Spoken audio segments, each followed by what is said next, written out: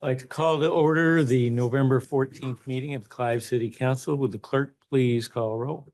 Mayor Edwards, Here. council members Weaver. Here. McCoy, Here. McLenany. Here. Judkins, Here. Klein. Here. Very good. If you all would rise and join us in the pledge. I pledge allegiance to the flag of the United States of America and to the republic for which it stands, one nation, under God, indivisible, with liberty and justice for all.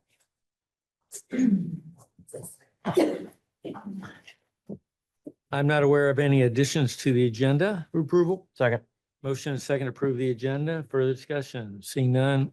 All those in favor say aye. Aye. Opposed, nay. The agenda is approved. Next item is citizens presentation. This is the opportunity we provide for anyone to approach the council on an item that is not on the agenda. And Pete, would you see if we have anyone online? While Pete does that, I'll just remind everyone that we support the pillars of character counts, endeavoring at all times to promote and model the principles of trustworthiness, respect, responsibility, fairness, caring, and citizenship. And we expect everyone in the chambers to follow those principles. Do we have anyone there, Pete?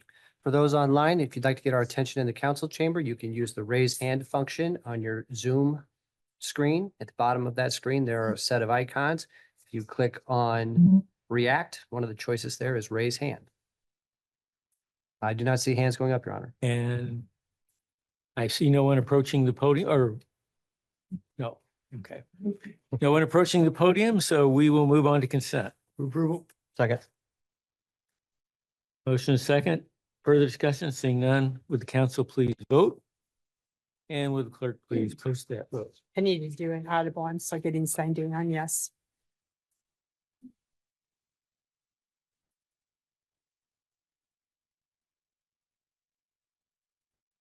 And that passes 5-0. We'll now move into our presentations.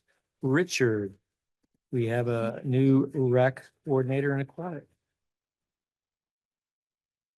Mayor, members of the council, tonight I am very excited to introduce the newest member of the Leisure Service Department, Lindsay Phelps. Lindsay will be starting on Monday as our aquatics coordinator for the pool. I don't know who's more excited, Jeff or me, that she's starting on Monday, but I'm pretty sure it's Jeff with the summer that he had. So we went through an exhaustive interview process, and Lindsay was the best candidate and the best fit for our organization, and we're excited to have her start on Monday. She comes to us from the Wellmark and Walnut Creek YMCA with an extensive background in aquatics. So I present to you Lindsay. Lindsay, welcome. Thank you. You have a statement? I'm just really excited to get started and thank you for the opportunity. And yeah, I'm excited for Monday. Now, you realize we do not have an indoor pool? Yeah. Yes. Welcome to Clive. Thank you. You have big shoes to fill. Welcome. Thank you. Thanks, Richard. Next up, we have our partnership update. Tiffany. Good evening. Thanks, Mayor and members of City Council, as well as city staff. I'm Tiffany Tauschek, and I'm the president and CEO of the Greater Des Moines Partnership. And we, of course, are very proud to partner with the city of Clive, as well as 21 other cities and 11 counties to drive economic growth throughout our region. Before we jump into this, I want to also make sure my colleague gets to introduce herself. Hi, Stacy Levon. I am Senior Vice President of Economic Development at the partnership and lead our economic development work. And Stacy is just celebrating 21 years at the Greater Des Moines Partnership. So congrats and happy anniversary. So we also have with us today Alex Lynch, who leads our regional community integration work. And then we also have two partnership investors. So Dan Kramer, who's an executive with Shazam, and Shazam works with banks and credit unions and certainly has customers in Clive as well. And Dan is also a Clive resident. We also have Ro Crosby, who owns and operates Taro International, which is, of course, a company that is based in Clive. So Ro's our past board chair, so wanted to have her here. And Dan and Ro are very, very much involved in the partnership in different ways and wanted them to be here as part of just a sign of support, certainly for the partnership that we have with our organizations. So as I mentioned, we are a regional economic development organization, and we work to drive economic growth and vitality throughout the 11 counties that we represent. We work closely with 23 different affiliate chambers of commerce. That does include the Clive Chamber.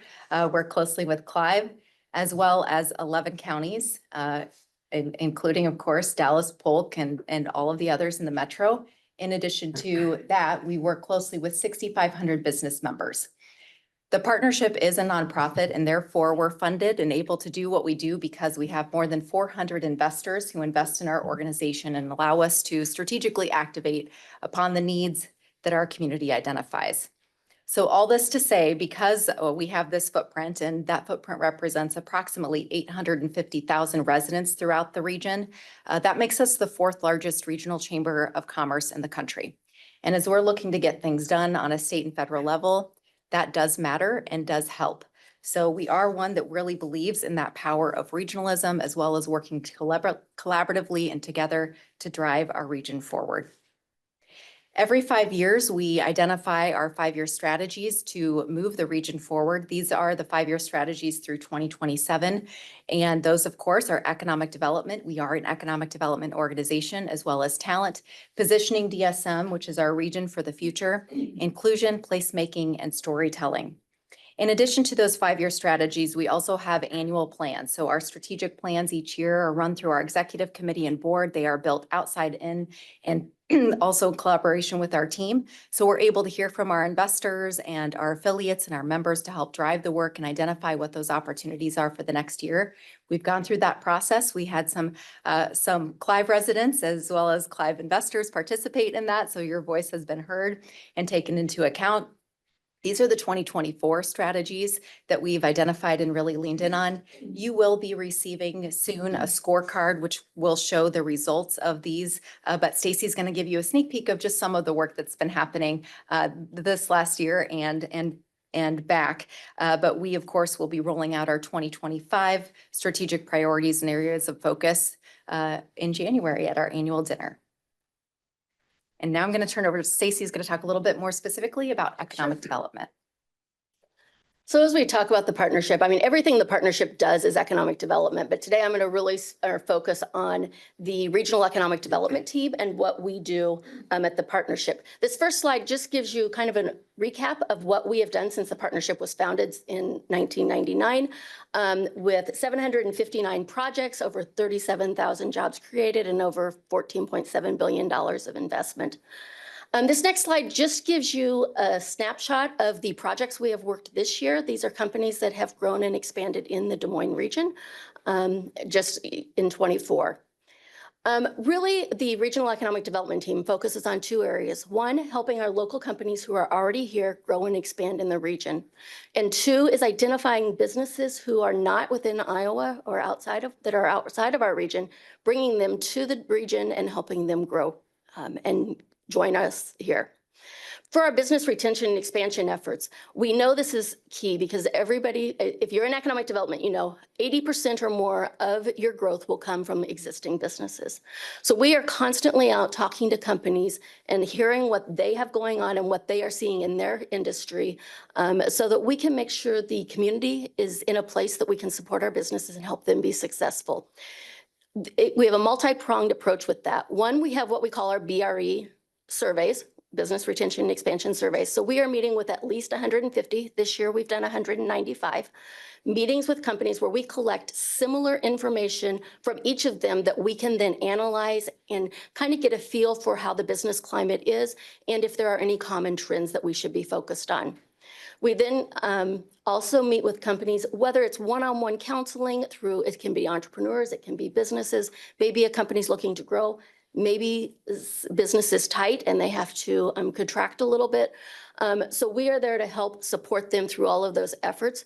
This year, in total, we have met with 396 different businesses with over 495 meetings.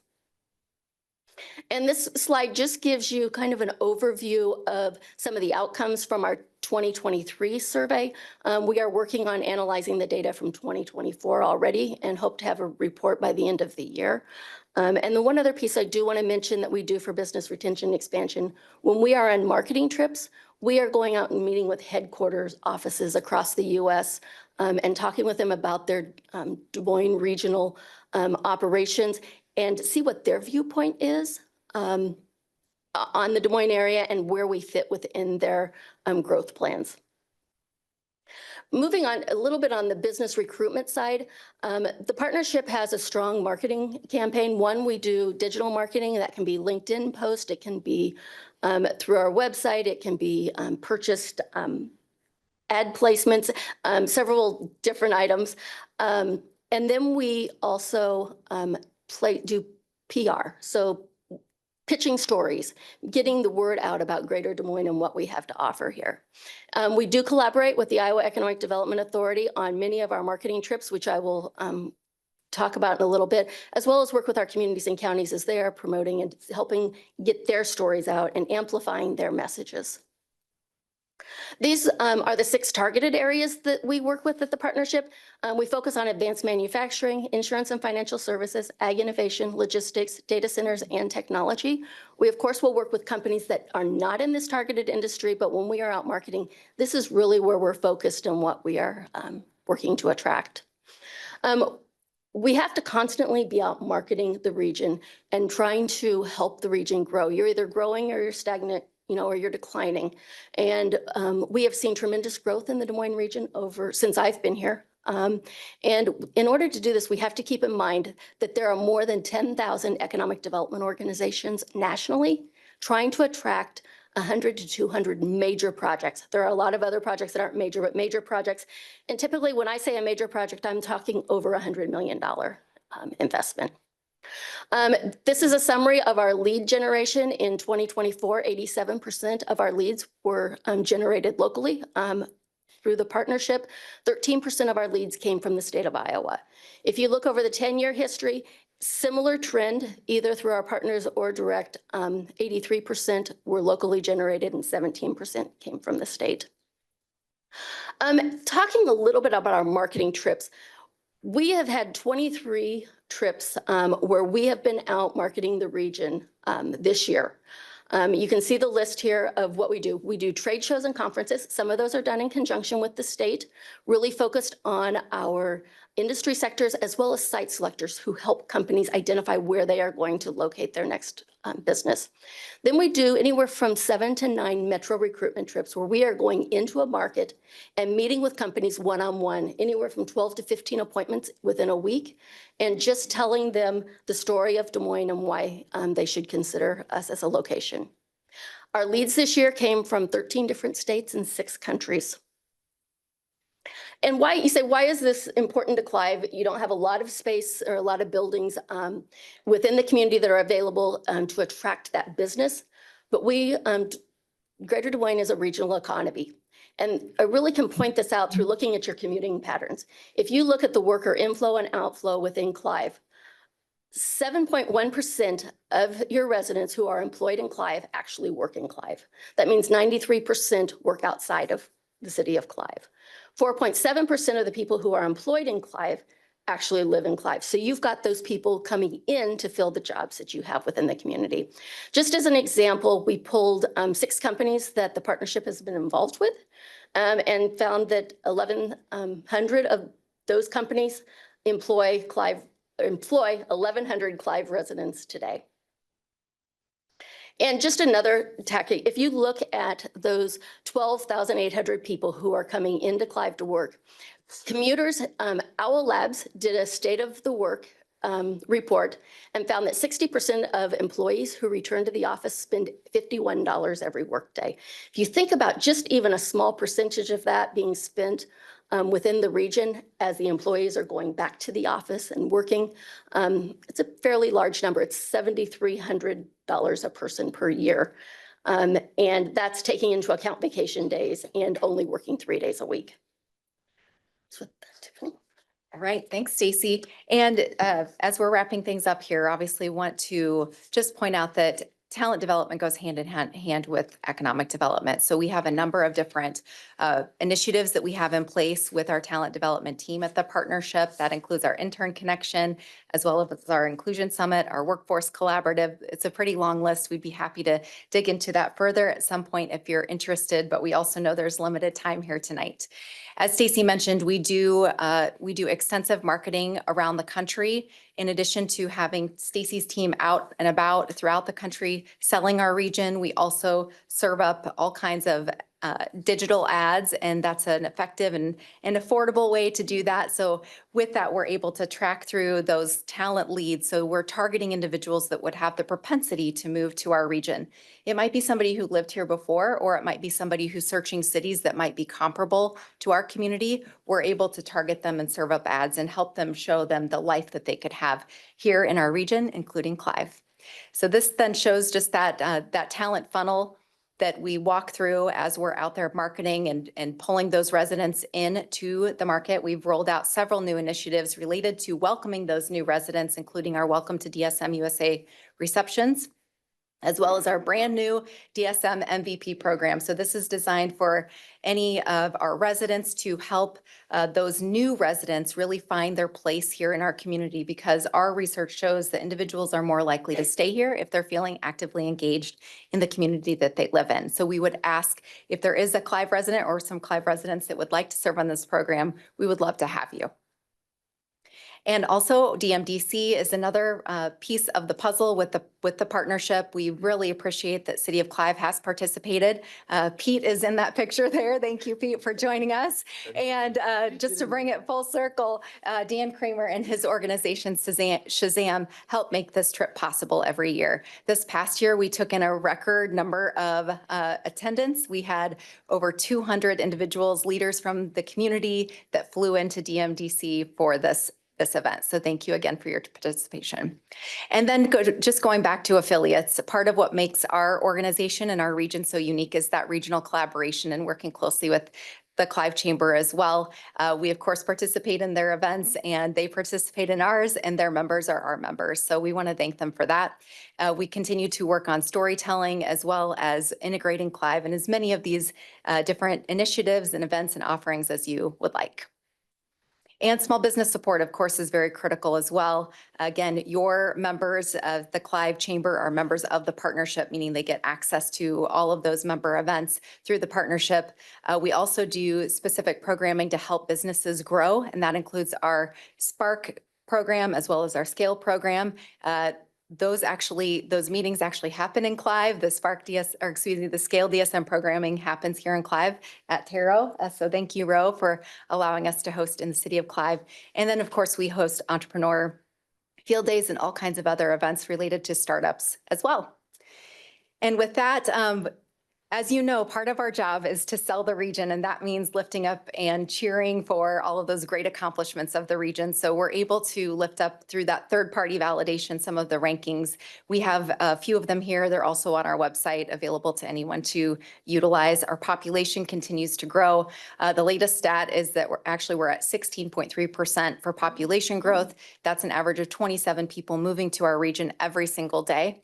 And we also want to point out that we've worked with Moody's Analytics and specifically an economist with Moody's recently to do a deeper dive into our population growth. And what we do know is that since 1971, we have been the fastest growing Midwest metro in the entire, we are the fastest growing, and we're the second fastest growing in the entire country. So a lot of great population growth, and that is because this is a great place to live. We have great quality of life here, and we thank you for that.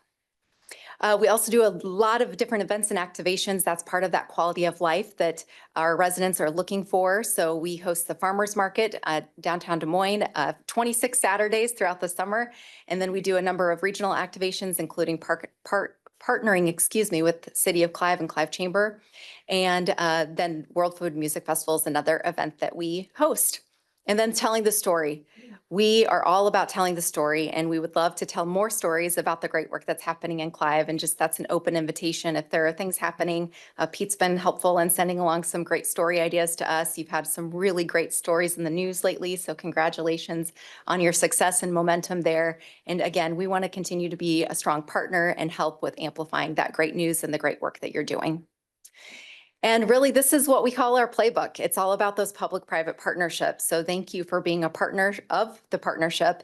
Thank you for your leadership, for your regional visioning, and all that you do for the region. And of course, regionalism is a big key to this too. Capital Crossroads Roadmap. This is something, the regional vision plan.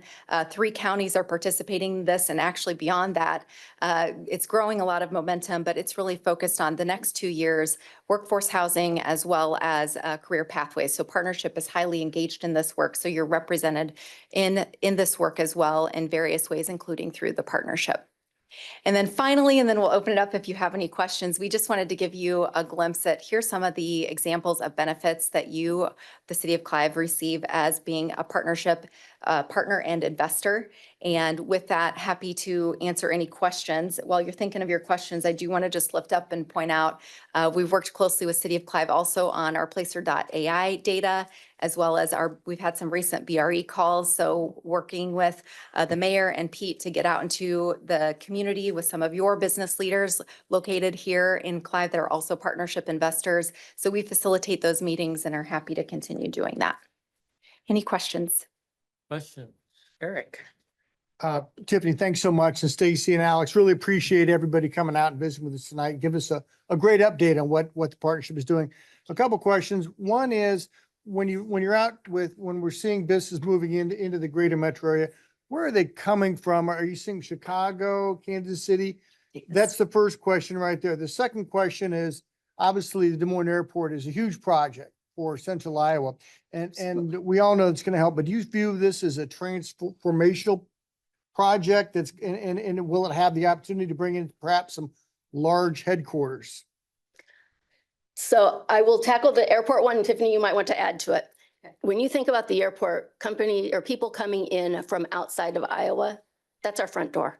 That is what is marketing, and that's how they see Des Moines when they first come in. So yes, it is a major impact. It is also opening more gates, which means we can go after additional airlines, which means we can get more one-stop flights or no-stop flights.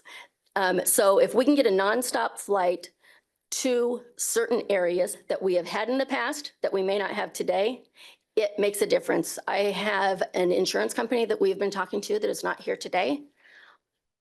The fact that we are getting a Philadelphia nonstop flight back is a key point of that conversation.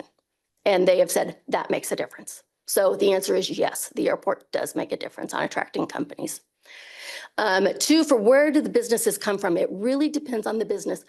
We have Where are you seeing it? Where's the trend? where the trend, we are seeing the East Coast. We are talking to companies that are coming from the West, not necessarily right now, California, but probably we've got some Washington. We also have recently a lot of our leads, Brazil. We are seeing a lot of interest from Brazil. So we do, Texas is a common one that they will expand into they need to get into the Midwest.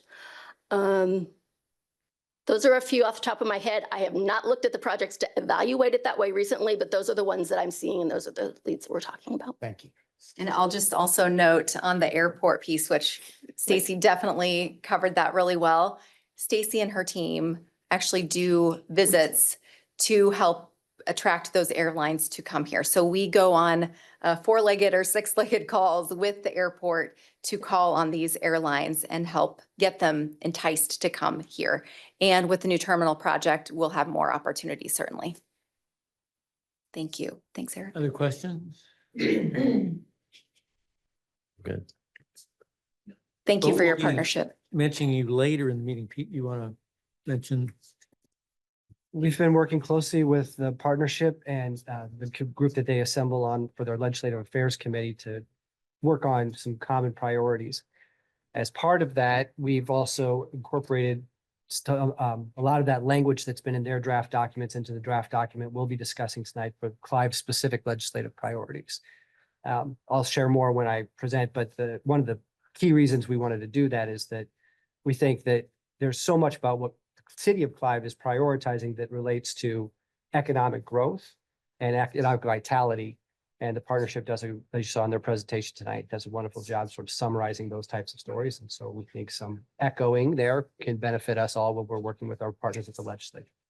Thank you so much, Pete. Yeah, I would add to Pete, if I could, or Your Honor, if I could add to that too, is I think, especially with the conversation tonight related to economic development, I think going into this particular legislative session, it'll be really key about how we have a conversation related to local government revenues and new development growth or economic development related growth. I think that's something that's been a conversation point and a concern that cities have shared with the legislature in terms of some of these considerations related to property tax reform, not separating out new development related growth, new tax base, and the services that are demanded to support that tax base.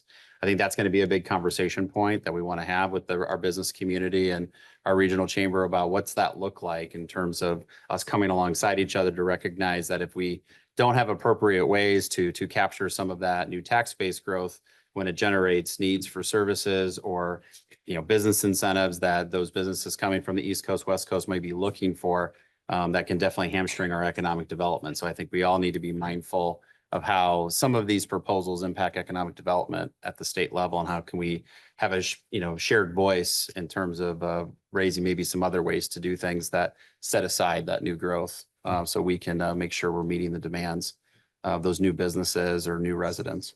And related to that, with our conversations with our partnership friends, telling that story about all of the investments that you all just discussed at your last work session, a CIP, capital improvement plan, 5 years, every community here in the metro produces one of those. What an excellent statement about the optimism that you all have about where this region is going and understanding that the role that local government plays in being part of that larger engine of economic vitality for everybody who's here today and everybody who chooses to come and join us in the future. So after we've gone through our formal approvals of the CIP, we'll be certainly doing our own internal storytelling about those investments and others, but we'll share that information with our partnership friends so that they can use it as part of the storytelling too. Michael, I wasn't ready for for us to tackle this topic now, but we might as well. Why, maybe we can get some other comments from maybe Tiffany or others, but that was a big one, right? Of where are we headed with some of the tax reforms, some of the things that are pushed the legislative side, both by business, the Des Moines Partnership in the past, as well as the city, and are they at conflict or not, right? And so I know you've had multiple legislative meetings. I think Eric has joined those as well as Pete. Where are we with those initiatives and the statements coming? You say they're in draft form. To me, that makes it sound like they can still change or they can disappear from those draft forms. What are the assurances that those items will be staying in the legislative priorities for the Des Moines Partnership and the business side of it? Because we have to have, as you've made very clear in past meetings, that we have to have the cities on board with the Des Moines Partnership. We have to have the businesses on board with the cities, and they go, it's a hand in hand, right? And so without those key initiatives and capital improvements for the cities, as the Clive residents that are here representing you today know, you don't have your quality of life to bring in your partners and your employees and such. But yet it seems like we've been at odds sometimes up at the State House when it comes to those legislative directions. Well, thanks, Councilman McCoy. Really appreciate the comments and the questions. So I really appreciate the fact that Councilman Klein, as well as Pete, have been so engaged in these conversations this year. We've had great participation, and that really helps. That helps because that's helping others hear your perspective firsthand.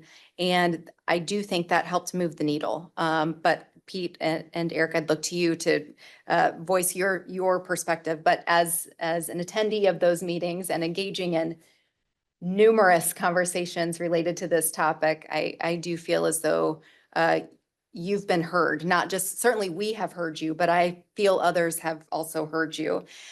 Related to our state policy agenda, your team did weigh in on the draft and has helped with some wordsmithing on the draft. Our goal is to be at the table as decisions and conversations are happening. And hopefully, you're still comfortable with the language that we landed on, but that is actually going to our executive committee in the morning. So they've seen it, they have it, but we'll be discussing it tomorrow. So I'm happy to follow up with you after we've had some executive committee discussion and let you know where things are at. Yeah, and I think that response has been very welcomed, right? It has opened the doors and opened the eyes of others. And so I think tomorrow will be very telling. And that final vote will be very telling to the cities of that partnership going forward, and what the direction should be on investments and other things, right? Because we do need to stick together. We do. Yeah. So tomorrow will tell, I think, the rest of the story. Really appreciate it. And again, there's been, I think we've had hundreds and hundreds of conversations about the topic, and we have investors on all sides of the issue. I do feel as though, I believe we have found a consensus and how we can move forward. That said, the chess pieces are still moving, so to speak. So we want to make sure that we're being thoughtful, but we'll get it in front of our executive committee tomorrow. And I'm happy to follow up with Pete or whomever you'd prefer. Okay. The one, I would agree with what Tiffany shared, that there's been a productive back and forth. And it has been in places wordsmithing, and other places I feel like it's sent a much more clear signal about how the region understands the investment that taxpayers through their municipalities are making in the economic vitality of the entire region. So I think that's been very good clarity. The one point, though, that I think will become even more salient as we go into the legislative session is the one that Matt made about growth. Because the region here relative to other parts of the state looks very different.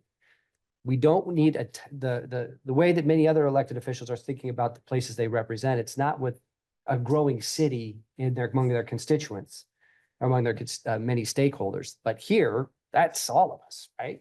And so we have to be thoughtful about creating a tax environment across many different types of taxes and other revenue sources that doesn't create the unintended consequence of being a roadblock to economic growth. And that puts, I think, our region in a little bit different spot from a city perspective, especially with property taxes, that new valuation, capturing enough of that so that we can continue to put the infrastructure behind those new projects. That's going to be a tricky one for us all to work on. And we'll see as we go into the session how we can collectively sing the song and hopefully land well in the ears of all of those stakeholders up at the Capitol.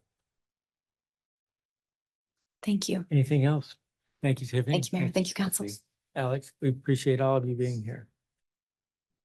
Ryan, you're up next to talk about process improvement. This about larger front doors? Nope.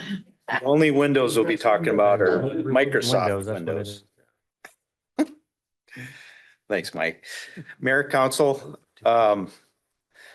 last year, Community Development Department took on the task of bringing in a new permitting software. You may be aware of the code enforcement enhancement software. Anytime you bring in a new software like this, the hope is that you're going to save time, paper, all the goodies that come along with some of the new technologies.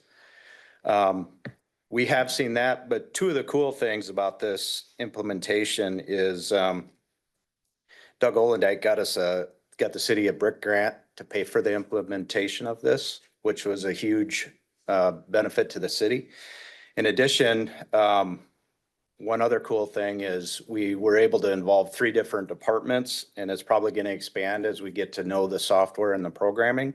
But we were able to make this improvement and include 3 different departments in collaboration efforts and some of the permitting and workflows and other things. So it's really cool for that. We had 16 total staff members between community development, public works, and fire department who took on roughly 40 different meetings in 10 months. And that included the training portion of it all the way to setting up workflows and those types of things. So it was a pretty good investment of some of the staff's time. Some of the benefits we grabbed from this were definitely is saving time, not only on our side, but the customer side. When you start looking at the software, I'll just give you an example. One of the modules is building permits. So with the building permit module, customers are able to find internet access and they can access the program anytime, any 24/7. At any moment of the day, they can get on there and do their activity. They can also take a sneak peek at where the project is in the city process or procedures for plan review. Before, they would just call our office and we'd have to dig a little bit to see where it's kind of held up in the silo somewhere. Now the beauty is they can log right into their account and see maybe its fire department hasn't completed their plan review yet. They can see where it's at and actually go right to that department and get an answer a lot quicker. So saving the time. Also, when a permit is established, the workflow is automatically established within the software. So typically you got an intake process, you got a plan review process, and it's all basically set up for you. So there's no emailing between. Basically, everybody's got their task in front of them on a daily basis with a task list and a due date right on the screen next to you. So you know what you have to be doing and you know where that project stands in the queue. So far, we've done roughly 850 total permits through the software. And just kind of an example would be out of those 850 permits, 88 were single family homes. Roughly, we're saving about 20 minutes. Now, this is all rough. We're still learning the software. It should get even better. 20 minutes per permit, all the way from intake through the final CO. We're saving about 20 minutes. So if you take 88 of those, 20 minutes of savings, that's 29 hours of staff savings of time to be working on other things. This also increased collaboration and data sharing. It's all under one platform. Everybody sees the same file, so there's no more silos over at Public Works and when it's talking about the permitting process. So we all work under a single project file. All users can, like I had mentioned before, they can track progress at any time. Uploads, downloads, all that is through the software.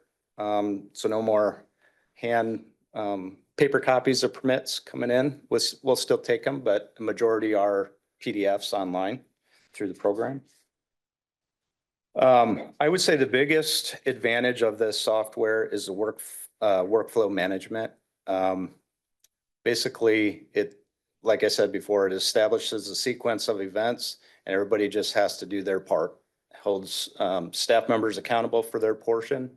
And some of the wrap-up procedures are a lot easier. Not as many files, simple click to issue things, which is very, very beneficial as well.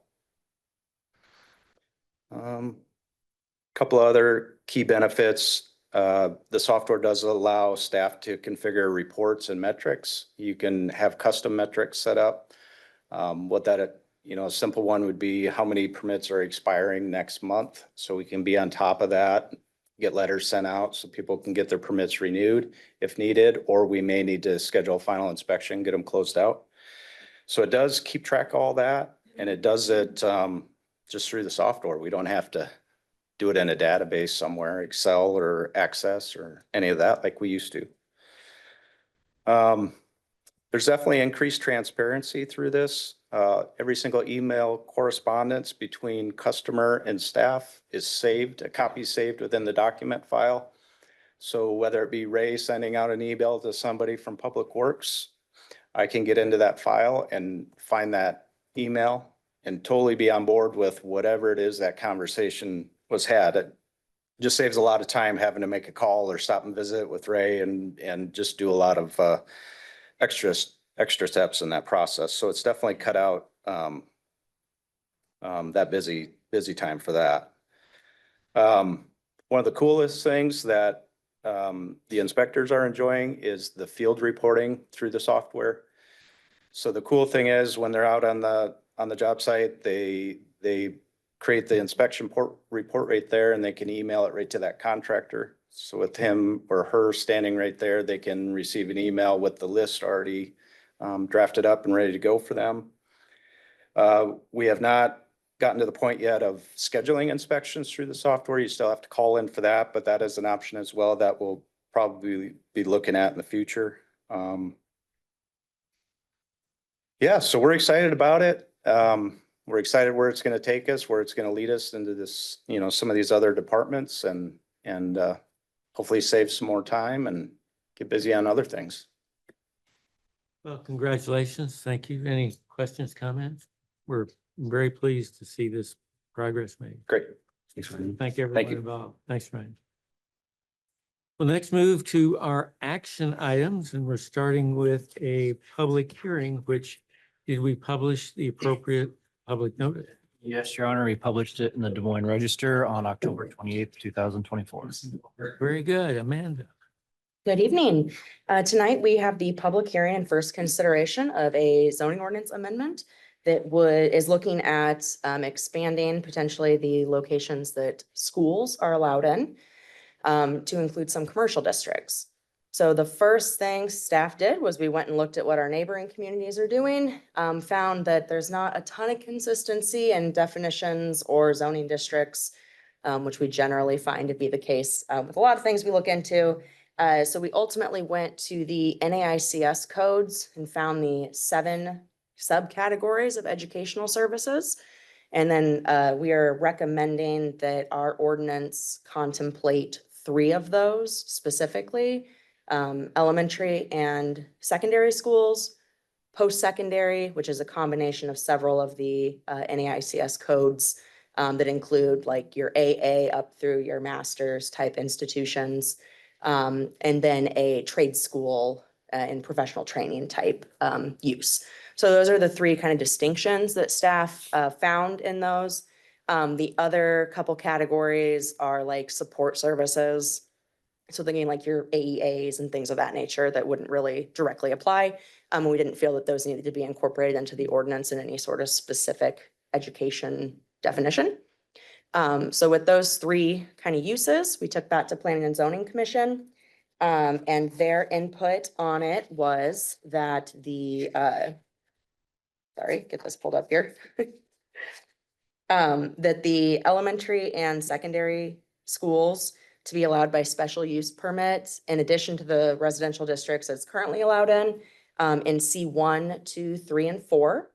The only one that's limited from that or not included would be C5, which is our highway-oriented commercial district, so Loves and Menards. And then for post-secondary schools, they recommended those be permitted in C1, 2, 3, and 4. That's essentially how the ordinance has operated historically with staff interpretation. When we set the public hearing, I believe the ITT Tech and William Penn satellite universities had come up. So we looked back at that, and from the records we could find and what we recalled, those were allowed just as kind of a general office type use, since it kind of is an office function of adults driving to an office park, going in a building, sitting at desks, and then going home. Very similar to an office. So that's how those were reviewed previously. So just making those permitted in those districts is consistent with what we would have for like your office or retail, similar type uses. And then for the last use category for like the trade type schools, we're recommending that the definition for that indicate that those are interpreted as the underlying use. So for example, a barber college would then be allowed anywhere a barber shop could open. If we had like a diesel mechanic school, that could go anywhere that our kind of heavier truck uses would be allowed. So like Loves or some of our manufacturing type areas, rather than trying to explicitly define each of those types of specialty professional trainings. So Planning and Zoning Commission did recommend approval of those 3 different categories. And in addition, they wanted to add a requirement for the special use permit consideration of a growth plan that would look out at about a 10-year window for the primary and or elementary and secondary schools in order to ensure that those institutions are finding places that are adequately going to work for them and not be quickly outgrown. The input from our planning and zoning members, at least one of which has children in private schools, that was a really great input from that kind of perspective, is that a lot of those programs ramp up as they get established. They might start smaller and then add additional grades and specific courses of study. So they expand over the years. So they felt that growth plan was an important component. The other conversation planning and zoning had largely focused on traffic concerns, which the special use permit process already requires typically a traffic analysis or impact study be included. And then we also talked about utility availability, open space, some of those kinds of concerns, safety, and how all those would fit into that special use permit process.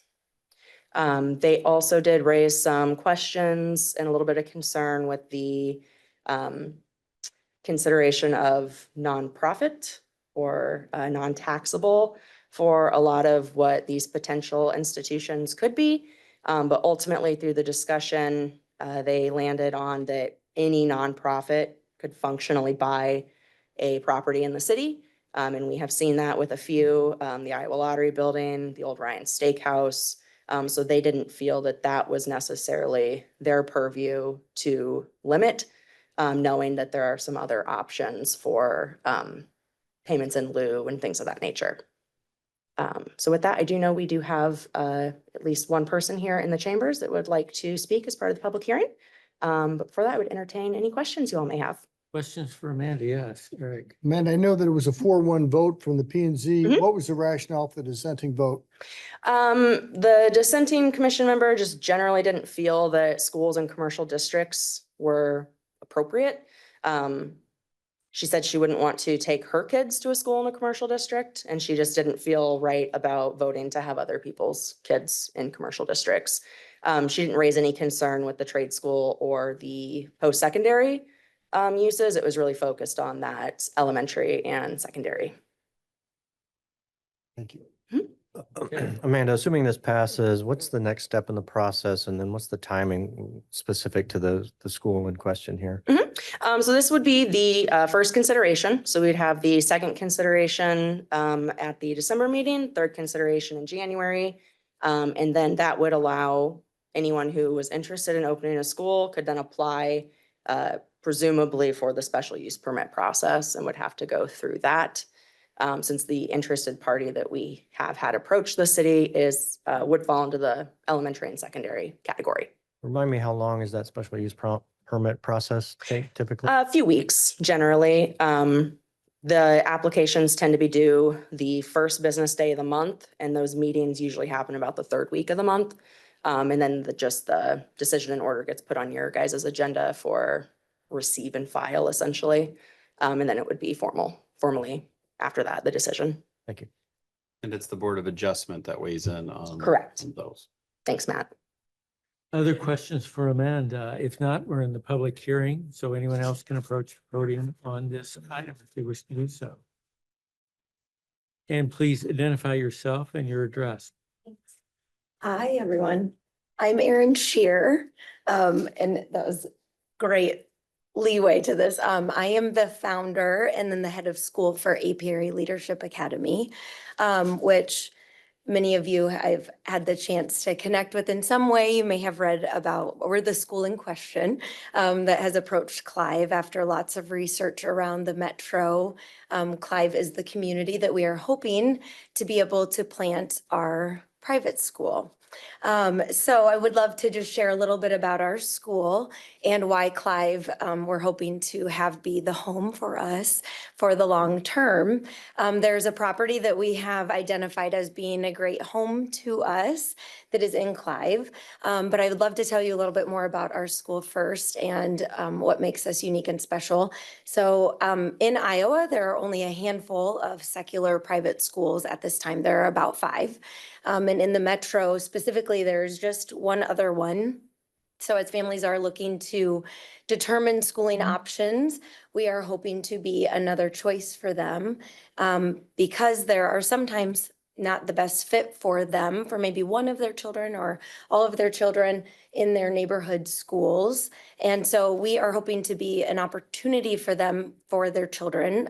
We are building a kindergarten through 8th grade school in our first launching year. And right now we're working through accreditation with the state, and we will be accredited provisionally with the state and one of their accreditors. It's called Middle State Accreditation, is basically their acronym MSA. And we will be accredited with them provisionally December 1st. And that is a very big process. It's basically everything you would do to build a school, we will have done with our board and our team by that point. So huge process. We're hoping to also build a high school, but we won't do that for a couple of years. And we would love to build also a trade school. So we'll have to discuss all the details that Amanda talked about and what that might mean for us. Because one of our goals is to build a pipeline into the career space for students that would like to maybe do something other than go to a 4-year college, and they would like to go into the trades or go into work with their hands. We've been talking to leaders around the community about jobs that they are looking for, a great pipeline, whether that be welding or engineering, technology. We've been talking to leaders around the metro and across the state. We have opportunities with aviation and some other really exciting programs that we would like to create for our students. And we want that exploration of interest to begin as soon as 6th grade. So we have 3 program opportunities for our students. And in kindergarten through 3rd grade, we're building a Montessori. And we're hoping to tap into the great Montessori programs that are all around the metro. There are only a couple of Montessoris that go up to about 2nd grade. And then if you're a family that has invested in Montessori at preschool, you don't really have anywhere else to send your children. They go into public school, or maybe they go into parochial or Christian school. They don't really have a Montessori opportunity. We would like to be that for families. So Montessori up through about 3rd grade for us. It's really hard to take a 4th grader who's been in public school and put them in Montessori. So our track will connect to the Montessori school systems that are around at the elementary level and in our pre-K systems. So we have that, and then project-based for our upper elementary. And then in our middle school, we call that Pathways. So our elementary is Foundations and our middle school is Pathways. And that is an opportunity, or excuse me, Explore. That's an opportunity for our kids to do an exploration with interest-based and also competency-based. So if kids are ready for learning, they get to do that learning, and they get to have the opportunity to take algebra if they're ready, or geometry if they're ready, not put into the grade level programs that they have to be in. They get to take the things that they are ready for. So that's why it's really important for us. If we need to talk about trade school experiences, we need to know what we can have access to. So we would want to follow what the guidelines are that the city would set for us. So being a good partnership with all of you would be important to us too. And then our high school program will have a traditional track for kids that are on that track. And then we'll also have a trade school track if we have that opportunity. And that's our program that's called Pathways. So one of the things that's important to us is to have great community partnerships. The thing that will be unique for us is that we will be set up to take children who have special needs. We will have certified teachers within our school system who are licensed teachers. That's one of the hardest parts in private schools, is not being able to be equipped with that. We already have partnerships with programs and donors who are excited about the fact that we're going to serve students who have special needs. And then we will be able to partner with school districts in that area as well. So we will be set up for ESA because we'll be accredited.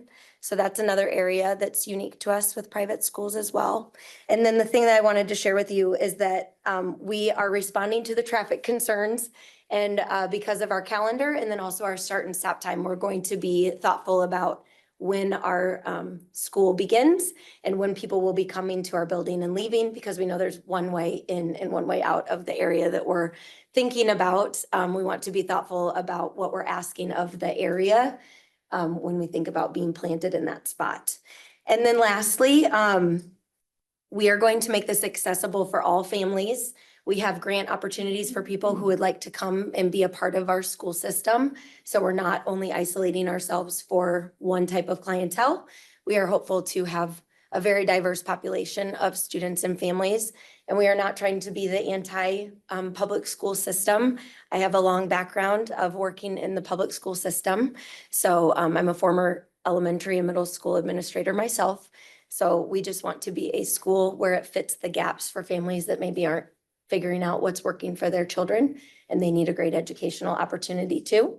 So that's what we're looking to accomplish with Apiary. And then in addition to that, we have been fielding lots of phone calls from people who are trying to find the best place for their children. Some of those families are relocating to the metro and they're looking for things that they have in their home states. And they are looking around going, we don't want a Christian program or a parochial program, but we'd like a private school and we don't see those. And so that's where we're trying to also fill the gap as well. So that's our story. We're committed to sustainable growth and we have a 10-year vision of our school. Every year, it's a little bit of a chicken or an egg when you're building something like this. You have to get creative and know what it is that you're doing. It helps that I've been in this business for about 20 years. So I'm looking to create something with a great partnership and Clive was a purposeful selection on our part. We looked in all of the other communities and we would really like to be planted here for a very strategic reason. So thank you for your time. But do you have any questions? Can I ask if you do? Eric? I have a number of questions and I guess start off as someone that was on the Board of Education for private school for 3 years. I'm pretty familiar with parochial schools. Yeah. Are you part of a national affiliated with a national chain or how does that work? What's the That's a- background on this? Yeah, so we're not affiliated with a national chain, but we've worked with, I actually looked into, do you know who CASE is? Or there are organizations that help launch private schools and they work with organizations that want to launch private schools. And in Iowa, it's very new to work in private schools that are like not in the charter space. So we decided not to do anything with a chain specifically. We're doing this by ourselves, but we have a lot of connections with people that are working in the private school space. So we've been working with a lot of people who have this experience and we have a lot of access to people that are being resources to us, I would say. So CASE is one of them who we're working with. And they do a lot of work with Christian schools specifically. And then we also, like our accreditor is a great resource to us. And then we've been working with the Department of Ed a lot. Starting school is an expensive venture. Yeah. And it takes a lot of capital funding to do that. You said you had a lot of donors. Now, you're a for-profit, those donors are going to expect a return on investment. Right. What's your business model? How do you make this work? Yeah, so we're not for profit. Is that what you're saying? We're a nonprofit. That's part of it. Yeah, our organization is a nonprofit.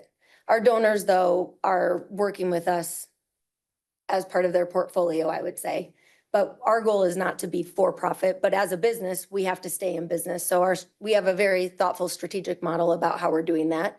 I have lots of experience with how school finance works, and there's a big difference between public school finance and private school finance.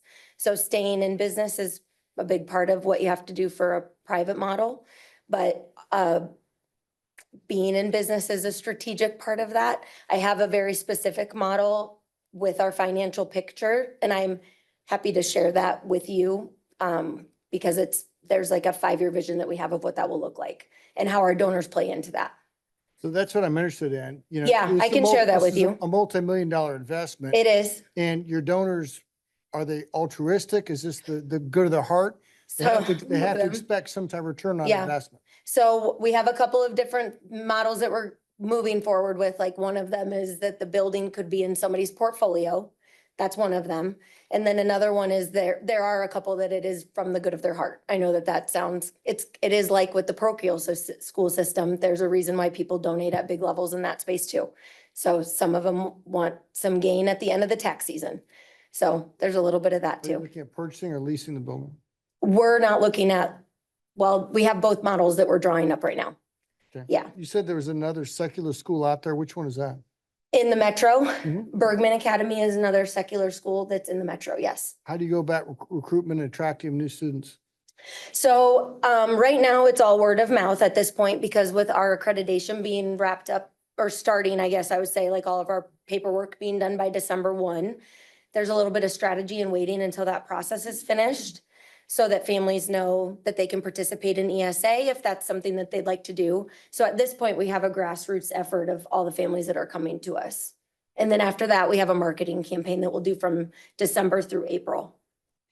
And that's pretty common with like the private school space that they market to gather families between December and April. And then you drop into ESA and they participate in that in April. Thank you. Yep. Mm-hmm. Other questions? Thank you. Yeah, That's Aaron. thanks. Any other comments on this issue during our public hearing? Move to close public hearing. Motion second to close the public hearing. Is there further discussion? Being none, would the council please vote? And will please post that vote?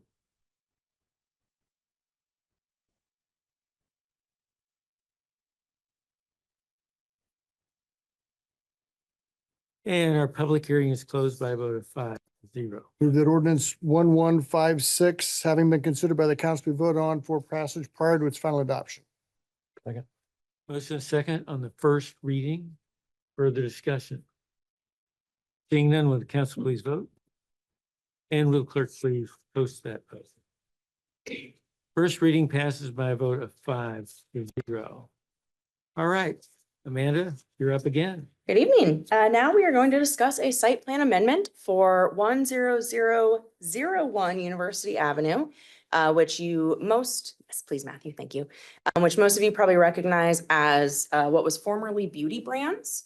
Beauty Brands closed a few weeks ago, and the property is under contract to be purchased, and the applicant would like to do some modifications to the site and the facade in order to split the building into 2 tenant spaces. So you can see here, they're proposing to add some additional parking, which will also require modification to the property line in order to meet the zoning requirements and setback. The purchaser that has this under contract is also the controller of the adjacent property, so that will be a very easy process for them. Who is that and- adjacent property, Amanda? It's all buyer's realty. This is the Joann's location here, and then Salvation Army right behind. They have various LLCs, but it's buyer's realty who's both. So then in addition to the parking addition, they would like to put in a drive-through that would support what they call digital pickup for a fast casual restaurant. I don't know that there are any signed leases at this point, but staff has had conversations with their various designers as well for that tenant. So pretty confident that will go forward. And so there would be no actual ordering placed at this drive-through location. It's really geared for your things like your Grubhub and your Uber Eats pickups. There will be, assuming that tenant moves forward, some directional traffic control signage that just points towards that area for the digital pickup. Sorry. Can I ask, just going back before we get too far? Yeah. Some of the parking is I see it's, lined here. If I'm getting right, I see the 2 handicap spots and then 6 or so spots. Adjacent to that, coming down farther to my, bottom of the screen, is that more parking down there? Yes, That- that's the Does that have the existing. lines? Yes, Yeah. they just don't have the lines on. So my question is, I hate parking. Mhm. And are we making them put that in, or are they choosing to because they're gonna need it? This is what they are needing for their prospective tenants, is my understanding. We worked with them on that, and we're actually utilizing the flex parking calculation. That is a 6 spaces per 1,000 square feet, rather than doing a separate retail and restaurant calculation. Just given the nature of the space, the location with the other surrounding shopping, it felt like an appropriate one for that flex parking to apply to. So not just bigger bedroom windows just cause, but Yes, just yes, doing yep. parking because they want it. Yes, yeah. So their original plan came in, they had some other off-site parking and stuff they were contemplating, but were able to scale back when we told them we wouldn't make them do it. There are landscaping refresh largely happening. You can see several of the trees that would have been on the site with original development have perished over time. And then we will have a few existing trees that are right in this area have to be removed in order to support the drive-through construction and relocation of the dumpster enclosure. So they're proposing to replant the number of required trees that the site has to have. They're not able to fully replant that caliper that is removed on the site. So it would be a payment to the city in lieu of that, equal to the caliper, for us to use elsewhere for planting. We've done that on a couple projects. There just isn't enough open space to get more than 16 trees on this property. And then. Amanda, real quick here, help me understand this. With incremental improvements on the site, full compliance with the post-construction stormwater management manual is not required. Why would that be? Yes, so those really start to kick in once we're modifying 25% of the site is where you get the major requirements kicking in.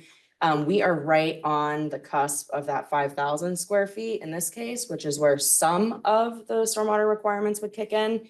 And in order to address that, they are adding some protection to this inlet location here. That will help with the water quality and trapping any of the suspended solids to get that down to the acceptable levels, and also will provide additional assurances that we aren't getting any loose trash blown into that area. It'll be easy to clean out that intake. Is staff satisfied with the stormwater management plan for the site? Yes. Other questions for Amanda? Hearing none, Also be modernizing the facade. what we're looking for is a motion to approve the site plan amendment. Move approval. Second. Motion second. Further discussion? Seeing none, will the council please vote? And will the clerk please post that. Deb?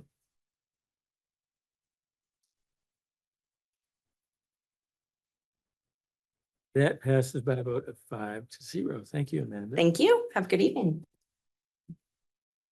Ryan, tell us about rental housing.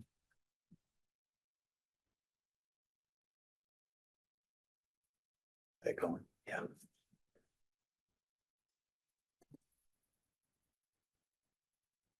Or the partnership, you know, whatever you want to tell us. This one down. You gotta change your presentation. Sorry. No worries. Oh, gotcha. Do you have a preference on how you like to do this? Yeah, just presentation of it, I guess. Okay.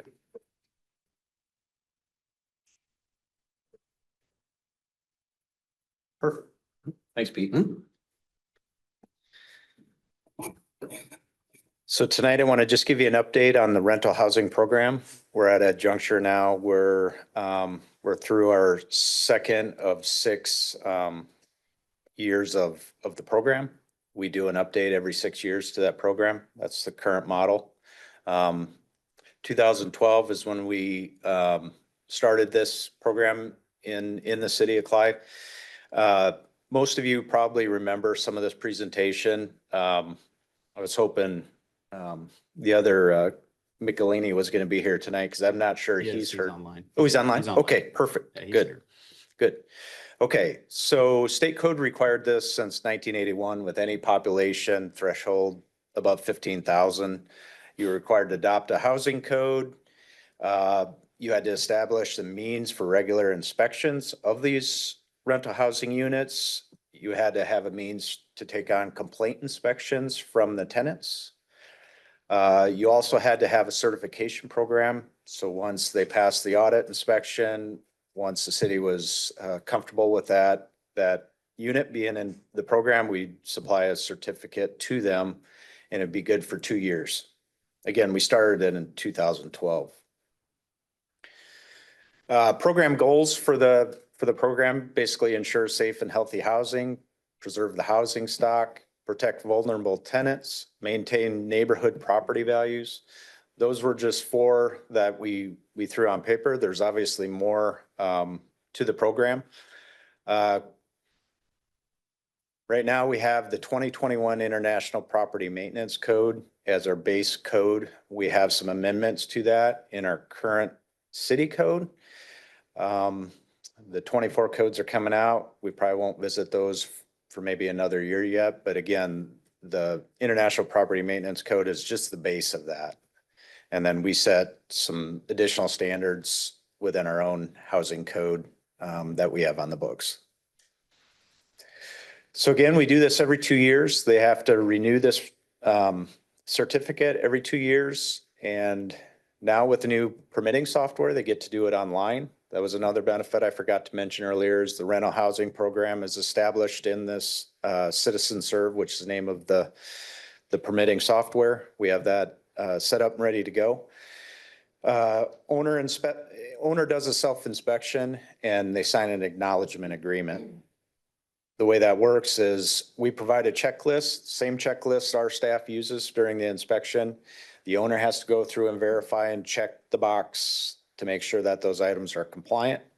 And then we will get in and do an audit inspection on a complaint basis, or once every 6 years, we'll get in those buildings. And that's approximately right now, we're doing about 17% of the rental housing stock. We're doing about 70% with audit inspections on an annual basis. And if you remember, this program was set up this way because we didn't want any financial impacts on this, on the city. So to keep our fees kind of in check with our surrounding communities and not have it be an impact on the city, that's why the 6-year spread on the audit inspections. Again, housing program review after 6 years. That's been our model. Currently, we're at 1,853 rental units in the city.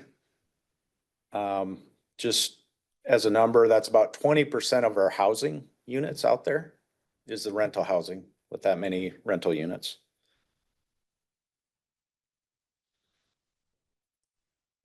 So what's next with the program? Typically, we would look at doing a code adoption. We would also sit down and just talk to some of the building owners, some of the major players in the rental spaces in Clive. This year, we wanted to take some time and really do a deep dive into this program to make sure we're checking all the boxes. I think through strategic planning, this was a higher priority of the team, council team. So we want to make sure and take a little bit of time and effort. And also we're wrestling with a few interesting challenges with the rental housing program with some certain properties. And I think this would be a good time for maybe a couple council members to be part of a program discussion. We had some of the BCAB members who wanted to be part of it. We'll also bring some rental owners into it and do a rental housing group after the new year. So we kind of broke this up into 3 particular buckets of information that we wanted to kind of explore and talk about: program functions and administration, codes and inspections, and then the tenant owner advocacy would be the 3 main topics. And I just kind of broke apart some of these things. We'll unpack a lot of these once we get into the groups and actually do the study on it. But there's a couple of things I want to just touch base on. Airbnbs and other rent by the room strategies. These are kind of hot topics, not only in Clive, but other communities. So I think having all of us at a table talking through this and posing some different questions regarding this, I think we can kind of narrow in how we want to see this managed in the city. Right now, we don't do much with Airbnbs unless it's rented for over 90 days. And it's hard to track those.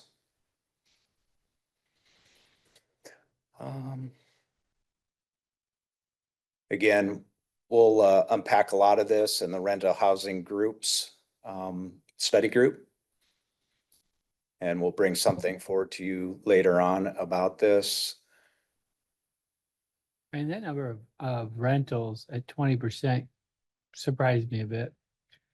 Those are known rentals, obviously, right? Yeah. And so Yeah. who knows where that number is? That's what we have on the books anyway. Right? I mean, I think 20% is Yeah. big number. I don't know what that, how that goes against other cities around us, but Any idea on that, how that 20% stacks up against peer cities, Waukee, Johnson, Urbandale? I don't know. I can get that I'd be information. I'd be interested in seeing that surrounding communities.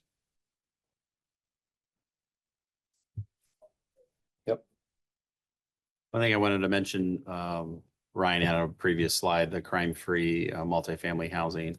I was going to share this with you in my weekly update tomorrow that the McCoy at 8035 actually just completed their certification process through that. I know that was part of one of the requirements the council wanted to see in that effort. And Officer Coleman actually just shared that out earlier today and had have some pictures, and I'll show those to you that they've completed that certification process.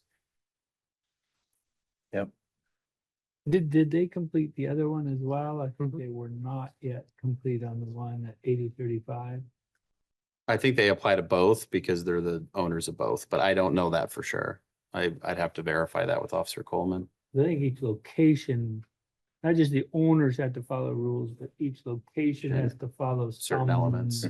Elements of it, yeah. Yeah, I don't know the answer to that My one. recollection is that they did after the council gave them reinforced direction to get it done. I think it was done before before Chief Rowe, or excuse me, Chief Vandermo.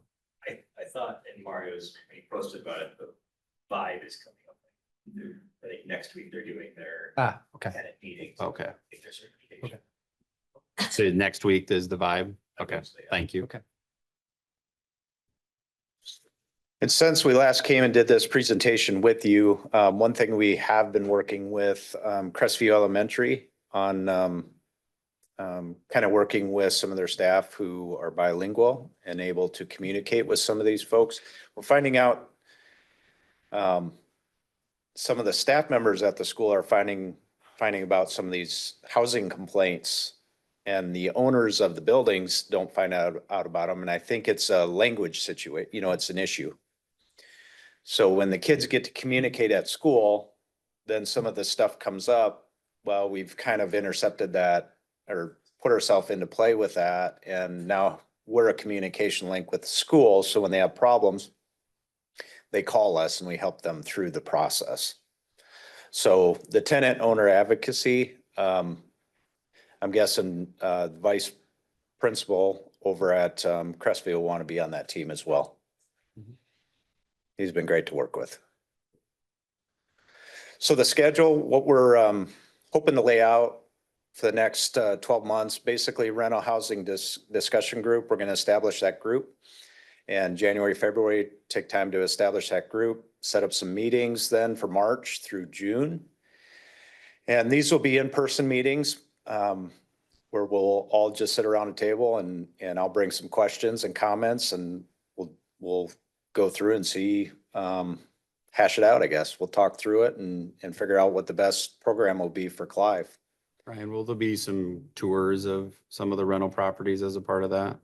As an It's a opportunity? great idea. I would encourage that. And I think, too, I wanted to mention to the council, I think it was Councilmember McCoy and Klein that raised a hand of an interest of being on this committee. I'd like to take a tour of that facility over on 80th Court, Oh, the house, 81st, the house. 80th place. 80th place. 80th place. I think just, I think it would be very beneficial to see the conditions. And I know we've talked about this previously in terms of the varying states of, rental properties and in Clive, particularly in the 86th Street neighborhood would be good for the committee to have context. We started some conversations about this new program, kind of the sit-down meeting stuff with some of the owners, and they're looking forward to it. And they also kind of brought to my attention that we put so much, I guess, responsibility on the owners of the property and not much on the tenants. Well, if you think about it, if you get a bad tenant, they can totally destroy something for the owner. So they would appreciate us, especially on like hoarding situations where there is life safety issues, increased fire loads and other things in that building. In the past, we've said, you get to live like you want to live behind your closed door, as long as we can get your electrical panel and complete the inspection and everything's safe. You got a pile of boxes of newspapers or whatever, we didn't really care. Well, these things, need to be talked about. Do we need to start, holding some of the tenants also accountable for their spaces? We go into some of these that have holes through doors, drywall, and the owners say, I didn't do that. Yeah, I'm responsible to fix it. But I think you kind of get what I'm saying. That's a slippery slope for me, and as a property owner of some rentals, and that's on me, right? Mhm. And so you do your background checks, you do your Sure. inspections, you do everything you're supposed to do you don't just rent it and then come back in 3 years and say, oh, what the hell happened, right? It's, Mhm. you do your normal things, and that's Yeah. deposit and everything else. I'll listen, but that's to me a really slippery slope of us going into someone's house and saying, this is how you have to live. Yeah. I agree. I know it will be, but we gotta address it. Yeah, or Just or the talk about landlord it. needs to address.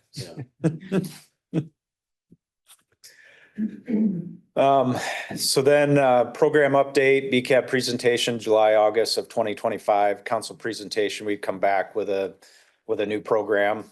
And maybe we don't change a lot of things, but at least we've kind of taken a dive into it and discussed these things. And then new program start would be January of 2026. So tonight, what we're asking for is just an extension of the existing program for 1 year to allow us to take this deep dive. And what that would do then, instead of a 2-year renewal, we would basically break it in half. So single family today for a 2-year registration or a certificate was $65. We would just charge this per year for the next 2 years. So remember, they'll have the benefit of the software where they can just get online and pay now. So it'll be easier for them once they do it the first time. But that would be the way, after we do this study, maybe we decide our fees need to go up or down. That would be our way of catching this middle of the cycle, so we can adjust them for that final year to get back on the 2-year registration renewal track. So we have an opportunity to make the adjustments sooner than later.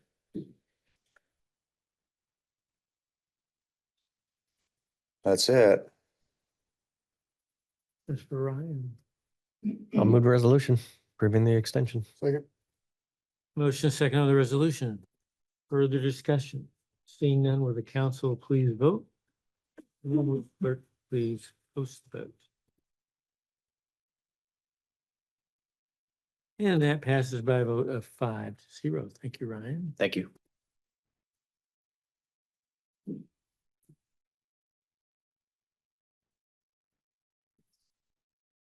He's on there. Yeah.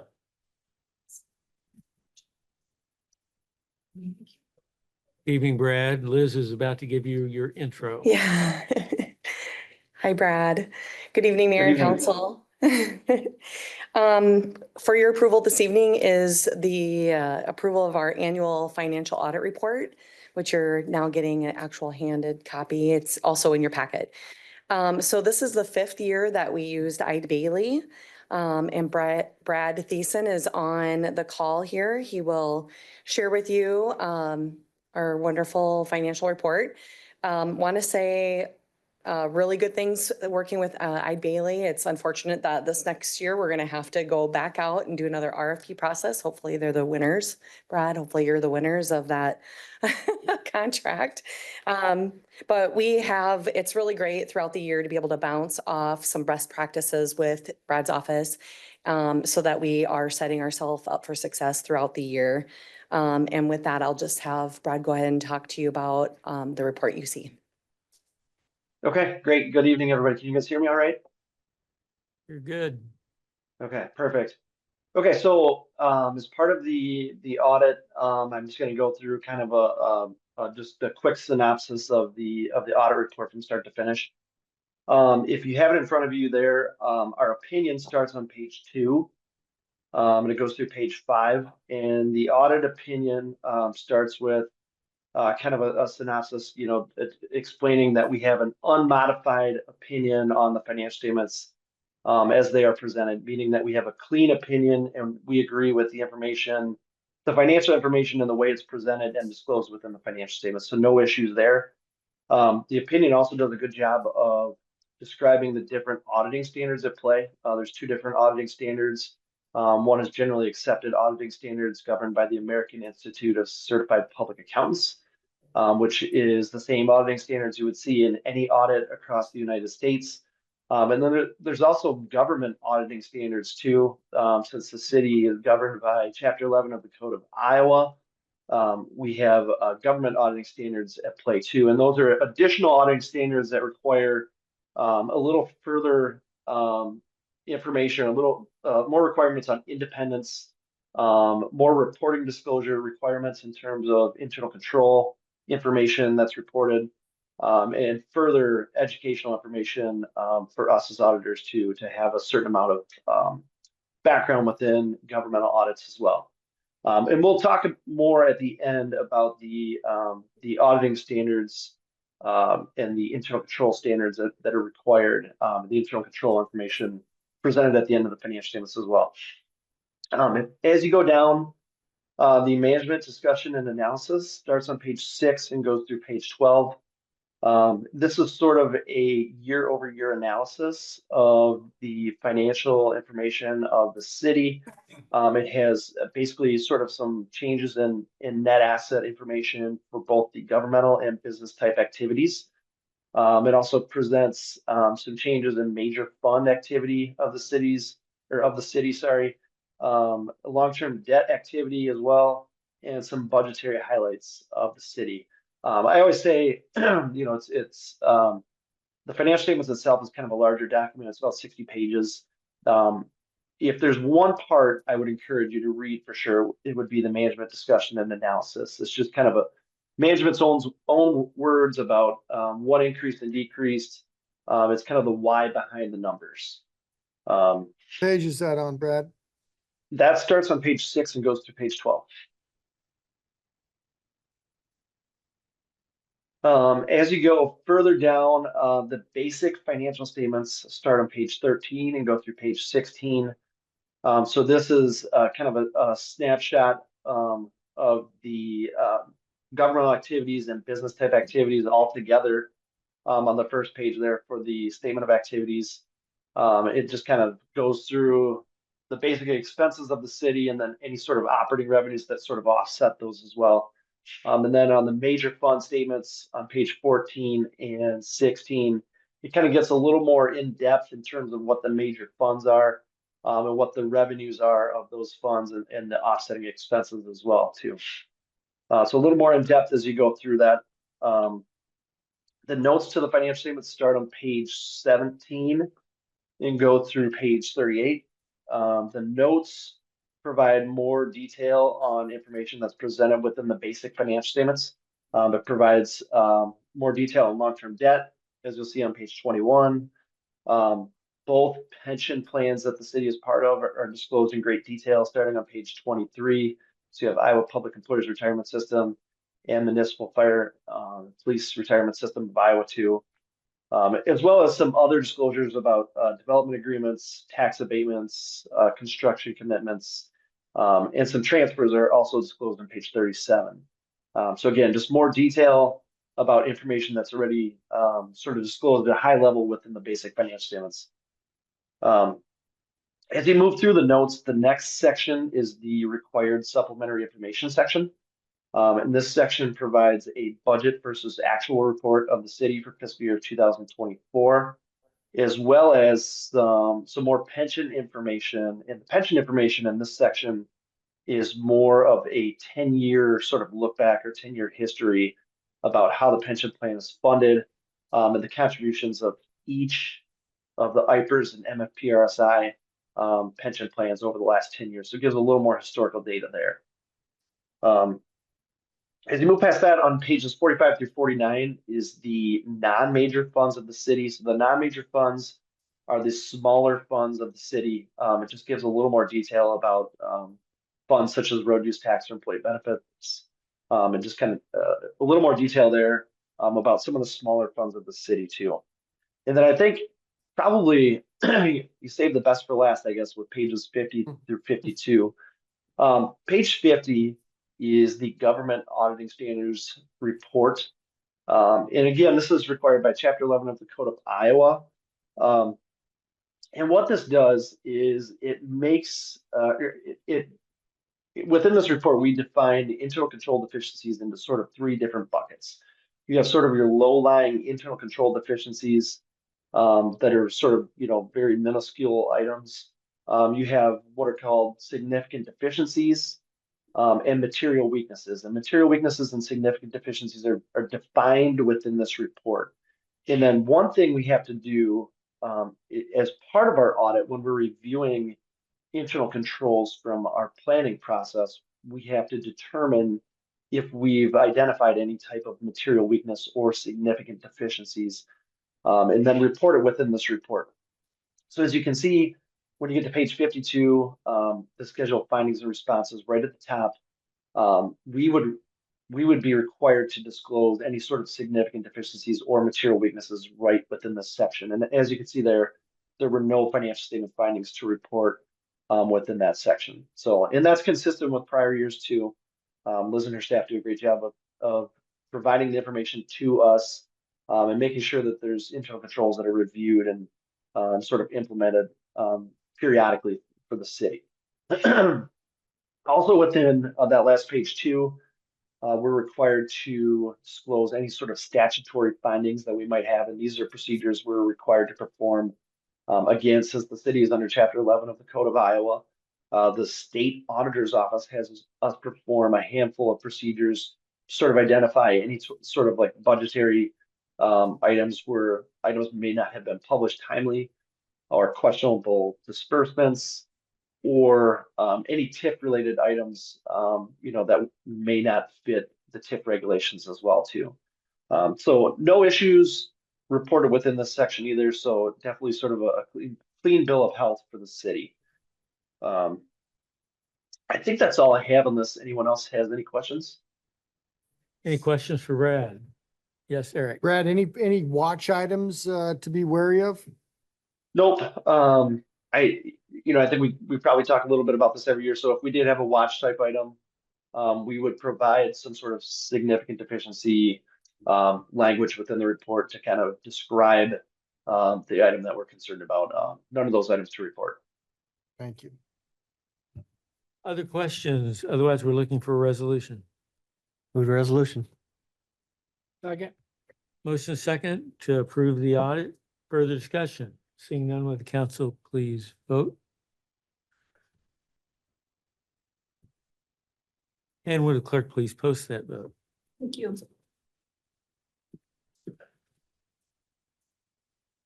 We got nothing. For the e-vote, go ahead.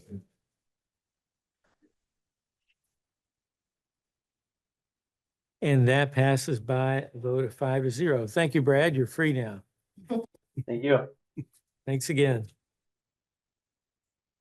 Mark. Good evening, Mayor, Council. I'm here before you to propose an ordinance amendment pertaining to sidewalk liability. I'll be reading a lot from my notes to hopefully deliver it a little more smooth. A recent decision of the Iowa Supreme Court has resulted in the need for the city to review its code regarding maintenance of public sidewalks, shared use paths, and rights of ways. The ruling clarified that under the Iowa Code, liability for the maintenance of adjacent sidewalks is limited to snow and ice removal only. Currently, the Iowa Code does not impose liability on adjacent property owners for general maintenance or condition of the sidewalk. The relevant section of the Code of Ordinances for the proposed amendment is Title 7, Chapter 2, Section 2. The last sentence of this section reads, "The abutting property owner may be liable for damages caused by failure to abide by this duty." In context with the rest of the section, this sentence implies not only may the adjacent property owner be liable for damages for lack of snow and ice removal, but they also may be held liable for injuries caused by general lack of sidewalk maintenance. To ensure compliance with this recent Supreme Court ruling, the city attorney has recommended amending the last sentence of the code, section 2, more clearly define the obligation of the abutting property owner and better align the provisions with the Iowa code. The following proposed replacement sentence clarifies that the liability may be imposed only for injuries due to lack of snow and ice removal from the sidewalks. This sentence now reads, the abutting property owner may be liable for damages caused by failure to use reasonable care in the removal of snow and ice from the sidewalks. I think at this point, it's important to note that the Iowa code still allows municipalities, local municipalities, by ordinance to require the maintenance of adjacent sidewalks, but they're silent on liability, on the ability to impose it on an adjacent neighbor there. So furthermore, in conjunction with a review of the city code, staff also have evaluated the potential impact of the general maintenance liability shift. Although there may be some greater exposure to sidewalk maintenance liability, staff do not believe that the shift results in the need for any additional management resources at this time and believe that our insurance coverage is adequate. Staff also recommends that no amendments to the sidewalk repair replacement program are needed. At this time, we would like to remind the city council that the cost associated with the repair and replacement of concrete sidewalks is still considerably higher than historical averages. This increased cost will need to be reflected in the upcoming budget. Currently, the amount set aside is $25,000. That will need to be raised to $50,000. Furthermore, please be aware that the invoiced cost of repair to the property owner is anticipated to increase from approximately $108 to $169 per panel, now to $350 to $550 per panel. It might ruffle some feathers that we'll have to deal with on an individual basis. So in closing, staff recommends the approval of the ordinance amending the Clive Code of Ordinances regarding provisions pertaining to sidewalk liability. Anybody have any questions? Thank you, Mark. Questions, Eric? Mark, what do you see the escalation of that cost? You know, you're going double, triple the cost right there. Is it just because of the small group setting? Or what's your thoughts on why the cost has increased so much? That all happened at COVID. Everything, ever since I've been here since 2009, it's always been anywhere from $4 to $8 max. We generally would get maybe the smaller contractors that would bid on the project. And at that time, we didn't get any of the larger contractors bidding on it. Now we're not getting any smaller contractors, and we're only getting larger contractors who bid these programs in Johnston and so forth. And as we did our research, they've bid all those programs at $18 to $20 a square foot. And like I said, we used to average $4 to $8 a square foot. Our residents actually enjoyed the program because it gave them an opportunity to get something fixed at a reasonable price. I think it's going to be a challenge for us if these prices continue. Mark, do you want to clarify too? There's obviously the city cost component, what we pick up on things that you identify versus, you know, the adjacent homeowner or adjacent property owner. Sure. So if the panels are adjacent to the property owner and they're standard panels and they're not affected by a utility or anything of that nature, fire hydrants, a lot of times those trenches and so forth will sink. There are times where we'll backtrack and find the contractor that did that work, whether it be 2 to 3, 4 years ago, and Public Works helps me with that. And generally we make the contractors for Mid-Am or whoever it was come back and pay for that fix. We, the city, have taken responsibility for sidewalk ramps and landings.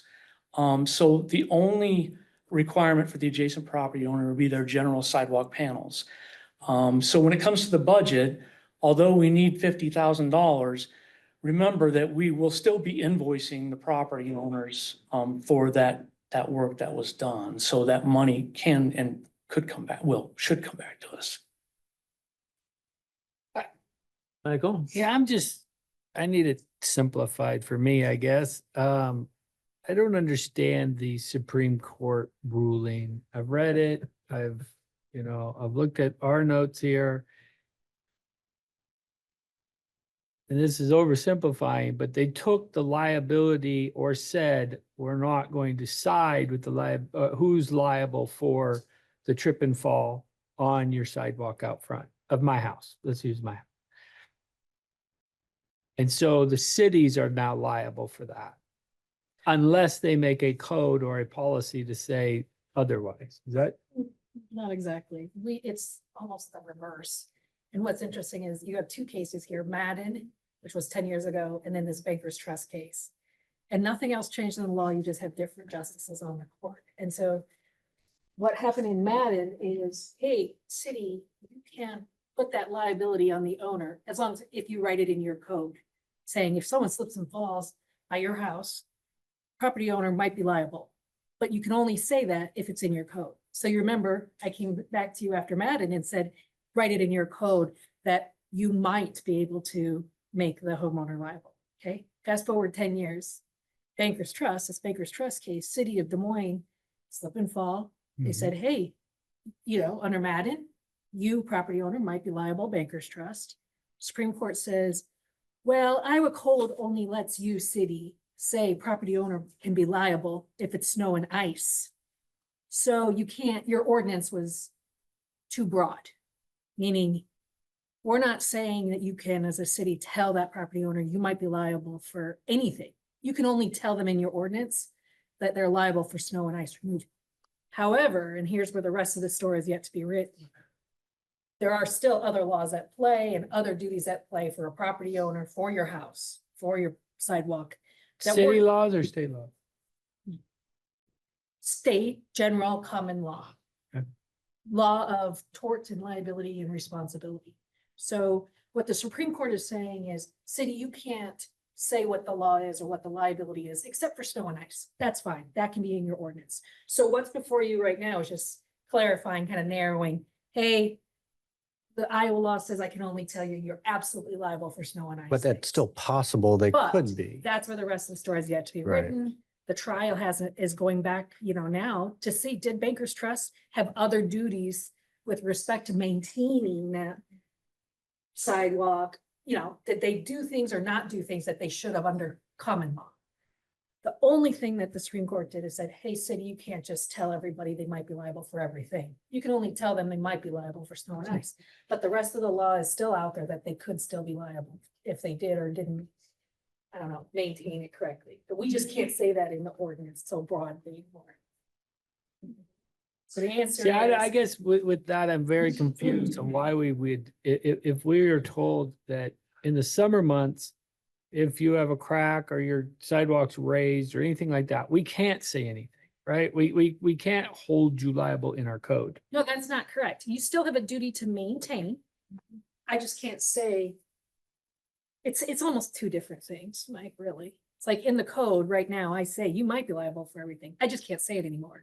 I can only say you might be liable for snow and ice. So why are we, what's the bottom line of looking at this again today and voting on something today that wasn't here yesterday or 2 days ago?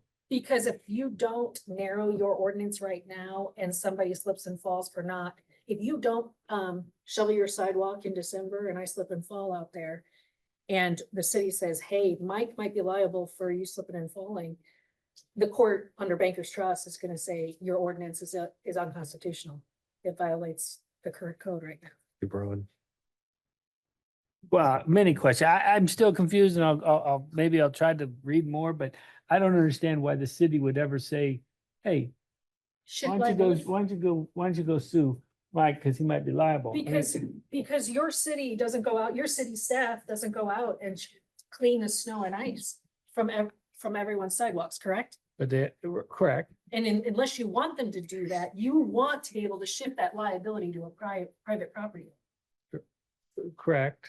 That's why we need you to vote yes on amending the ordinance. It just has to specifically state that, Yeah. right? It can't be overly broad. The state law only specifies snow and ice control. And so it's this It's idea silent of state otherwise. law preempts you from going further Further, than what yeah. Iowa law is already allowing. Right. So let me ask you this, what if there is a crack and sometimes you've got uneven and somebody goes and they're walking in front of Mike's house and he has to replace his concrete, and there's a big crack and they stumble and they break their arm, who would be liable for that? And that's what We don't Bankers know. Trust doesn't say is the property might still could be liable for that. Could, but who else could be? If I'm not, who So- is? Could be the city. That's right. It all depends on who has the duty to maintain that particular sidewalk and what was wrong with it. And I would say the city does because they have an inspection program that comes around and looks at my sidewalk and doesn't tell me every year that my sidewalk's bad. So therefore the city is involved. And look, Maybe, why but are we Iowa code- continuously trying to push as a city of the residents? Okay, that's what we're here for. We continue in everything we do is to push liability on them. I get the general, let right? me We don't throw want to another- keep being sued for this and this and this and this, but now we're looking for ways to Not push necessarily, it doesn't change liability. anything. This case and your ordinance doesn't change what the common law responsibility is. And of you that's as a my homeowner. point of even reviewing this again, but This actually narrows it though. It does. So I mean, so it's I actually think- getting more specific than what you're talking And about. I think it could get even narrower too. You know, until we see McCoy versus the city of Clyde pop up here pretty quickly. And one thing I would say too, and I know Pete will touch on this briefly when we get into the legislative priorities, is the League of Cities is looking at whether or not there should be changes in the state code to allow it to be more broad. But then it's still, even if they were to get that passed, which might not be likely in the state legislature, I don't know, it's still the city's choice at that point. So yes, this is a narrowing of the requirements to strictly snow and ice control.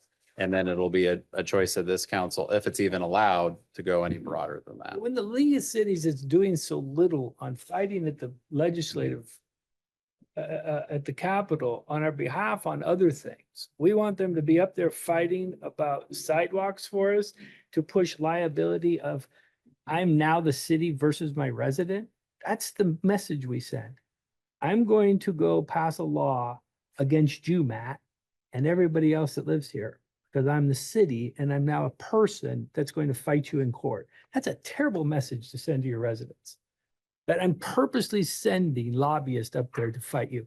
That's a lawyer thing, really. Now, That's just a crazy. minute, as a homeowner, you have a responsibility to keep your property safe. If some kid runs on there, Is it my you've been axe throwing, Is it you're my axe throwing property? in the yard. You leave your axes out and some kid comes across and gets injured, you're going to be liable. If it's my property, right? Yeah. And so this is where I do need to do a little bit more research, because you look at what the property and the right of ways and the walkways and all that, I'd say that's yours. That's your sidewalk is a public way. Correct? I mean, But That's you're the definition of responsible the for public way. maintaining it. We have by the right your of way. rule, by your city rule. Universally, Yeah, universally. yeah. What we're looking for is a first reading. Would you like to give us a first reading? No.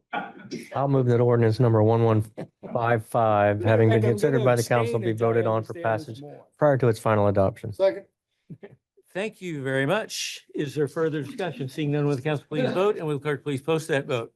So the first reading of 1155, That's 5 minutes of my life I'll never get back. you can always go to law school. That passes by. And do we know, yes, there was an abstention? Until this is clarified by legal, yes. It does pass the first reading, 4 affirmative and 1 abstention. Mark, thank you so much. Next up, we've got public art to talk about. Richard and Ryan.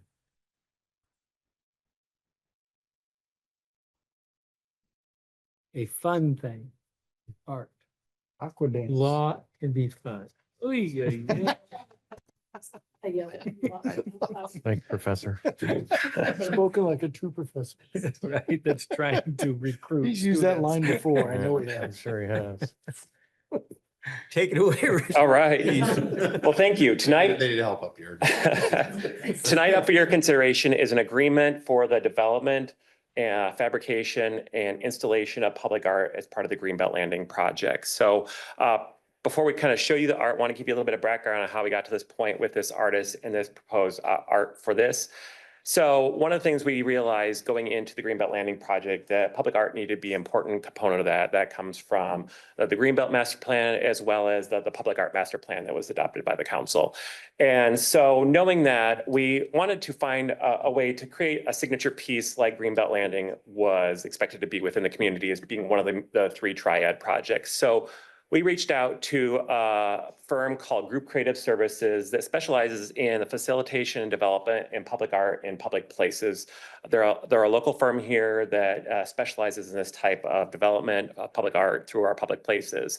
They helped us through a facilitation process where they dug into the goals of the Greenbelt, the Triad projects, as well as the Public Art Master Plan. They also then helped develop an RFP and helped us curate a list of potential artists that should be considered for this.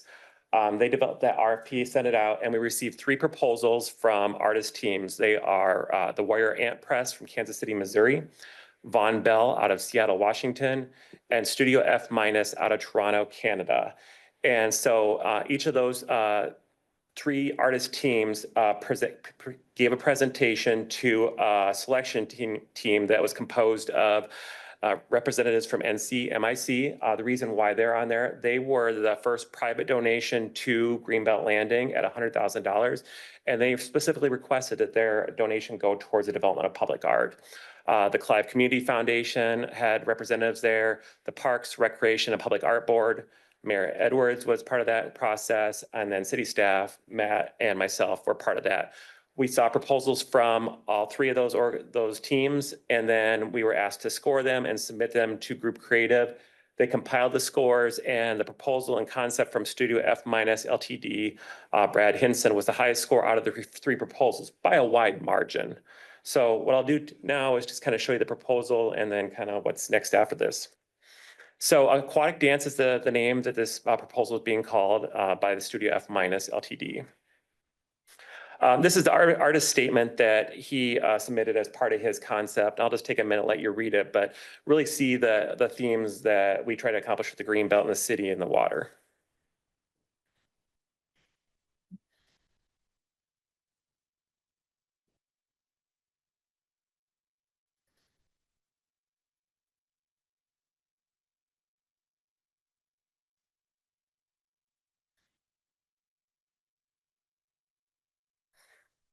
Next, he described what he wanted the concept of aquatic dance to look like. And so a little bit more text here, but it really kind of outlines what he's trying to simulate with the proposal he put forward to this group.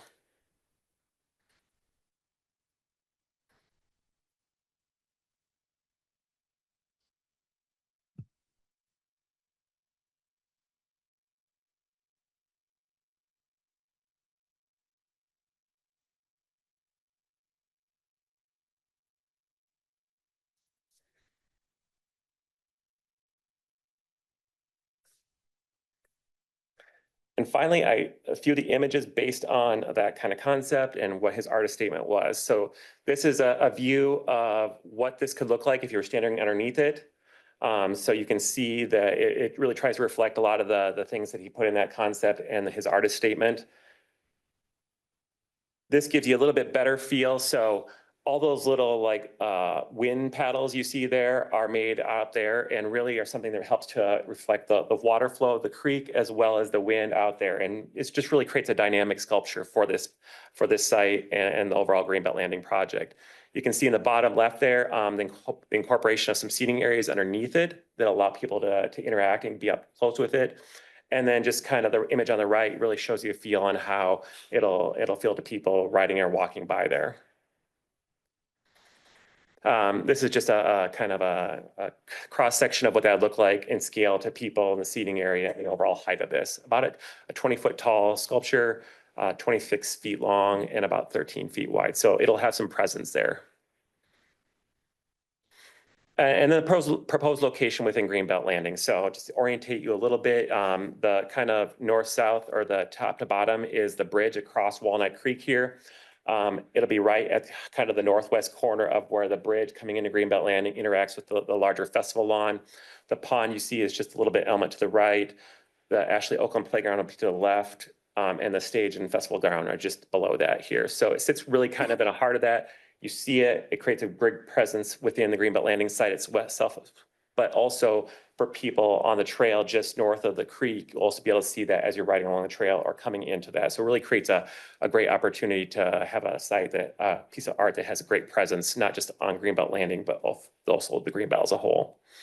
And it's just a quick statement on why he selected the site. He says he's open to other locations, but I think we feel like this is the best spot too, based on his proposal.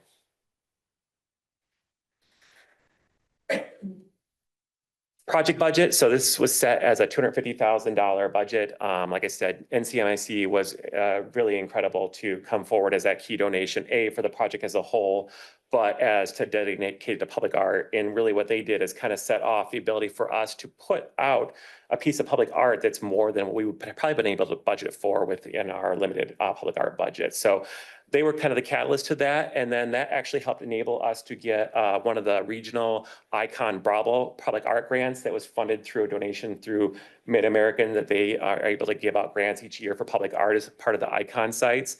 And then the last little bit of it will be funded through the city funding. And so incredibly grateful to the grant as well as the donation to help get us to this, what we hope is kind of signature piece of public art for the city of Clive.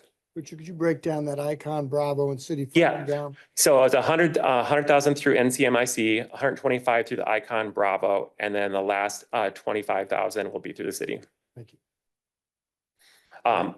One thing I want to mention on this particular piece, as having been a part of the kind of the jury that evaluated it, it's hard to do this piece justice in kind of 2D form or just visual form. In my memo, I shared a link to this gentleman's studio. And one thing that you see as soon as you go to that link is some examples of smaller pieces where he uses the same technology with the wave. And it was like German engineering and the bushing and aluminum panels that the gentlest wind can make these move back and forth. And so that's part of the aquatic dance component. It is unlike any piece that I've seen around this metro area or even in the state. And also this will be by far the most significant that we've ever done as a city, almost 3 times. I think a little over 100,000 is the biggest commission that we've ever done. And to be able to have 90% of it funded through private donations and grants is a huge opportunity and just reinforces the kind of destination that we're creating at Greenbelt Landing, and to have this as kind of the entrance, part of what you first see when you come in. And because another element that we're also looking at doing with this piece is having some uplighting. So we are in our plan set looking at running some electrical to this, because we'll have some lighting that's not far away in the little food truck grove to the south, is having some uplighting at night. And so then that will give it a whole different experience when it'll play off these panels in the wind. So it's kind of like taking the creek and bringing it into an art piece and then having it for different times of the year, and depending on the light and the shading, can create just a very unique experience that you're not going to get anywhere else around here anyway. Matt, is this the largest Bravo funding we've received? I don't remember seeing anything this large. And one-time funding, like a one-time grant? Yes, yes. And to give you kind of like just a scale, again, it's not all about this, but that's roughly 50% of what we would give Bravo in a year.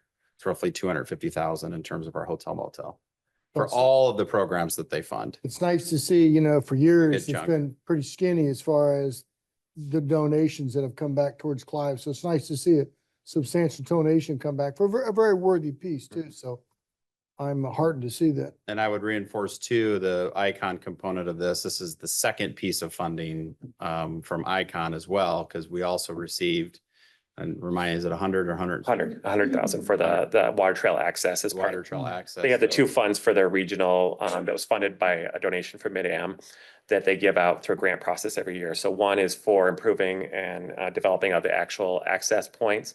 And then the other is the public art component of that. So we've been able to receive both of those. And one thing I would note is that Icon has reached out to us and said, you're not just eligible with just once. So if you have other Icon access points, or you want to have consideration of another access point added into the master plan, we can be eligible for sites more than once. So we're looking at our second site, which is at 86, as maybe potential for future grant applications. So we'll keep chewing on those and find ways to maximize this as much as possible. So Fortune favors the prepared.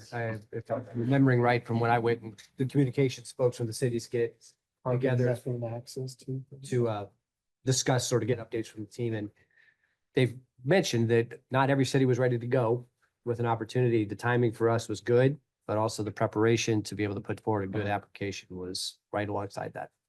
And to have a corporate partner ready to go alongside us. that was so key. That Big was as a part of this. big catalyst.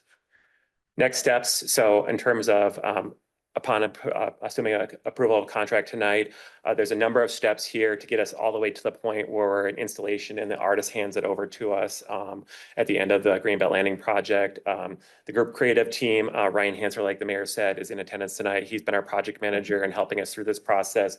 They'll continue to be part of that process up to the point where this gets handed off. So we're incredibly grateful to be able to work with a team like that has worked with complex public art projects like this. And they'll be key in helping us kind of coordinate between the contractors out there, DCI, to make sure that it's a smooth installation. Like Matt said, there's going to be a few things we need to do. We'll run a little bit of electric from the end of our light electric. We'll probably coordinate footing installation, and then how does that tie into the trail there, right where its site's going to go. So I know if you have any specific questions about that, Ryan would be happy to answer those, but otherwise, yeah. Last question, with the $250,000 price tag on that, does that go strictly towards the artist? Or I'm sure that Tiva Dawson, that there's some kind of commission on her part. How does that funding work itself out? Yeah, so what we did is we established a $250,000 budget for the entire project, and as part of that, so it's everything all in. So we're not privy to how much they've worked out, if there's a fee for them to help coordinate that, but we set that budget going into it. There And is. oh, I'm sure there is, absolutely. We just don't know what that is. All right. But there's no more additional cost to That's us. the Yep. real question. Yep, Okay, that's fine. it's all in to get to this point. Thank you. And one thing I wanted to note too, is there was some very thoughtful questions asked during the jury. And part of it is why is there such a height difference too from people that can be underneath it? It's also kind of being proactive in terms of reducing vandalism, right? Mhm. So there's some thoughtfulness in terms of some of the design elements. And one thing I remember I asked in the jury is, how does this thing hold up to hail? Mhm. Or Well, that was one of my winter questions. weather? And he had, and I can't remember the answer off the I don't top of my either. head. He had a good answer for it. But it was in terms of how the aluminum pieces are constructed, that, again, if you had a really significant hail event, yes, that would be a problem. But with the way these pieces are installed, is they can be individually replaced too. It's not like you have to replace a whole section. So the durability of the piece was a question that I had, and I felt pretty impressed. It surprised me, at least, at his response in terms of the durability of the installations that he's done of this type of piece in terms of the metal. So I was pretty comfortable with that, but those were a lot of the things that we got into in the interview. And he's Canadian too, so, I'm sure he's Toronto, yeah. working this type of weather. Right. Yeah.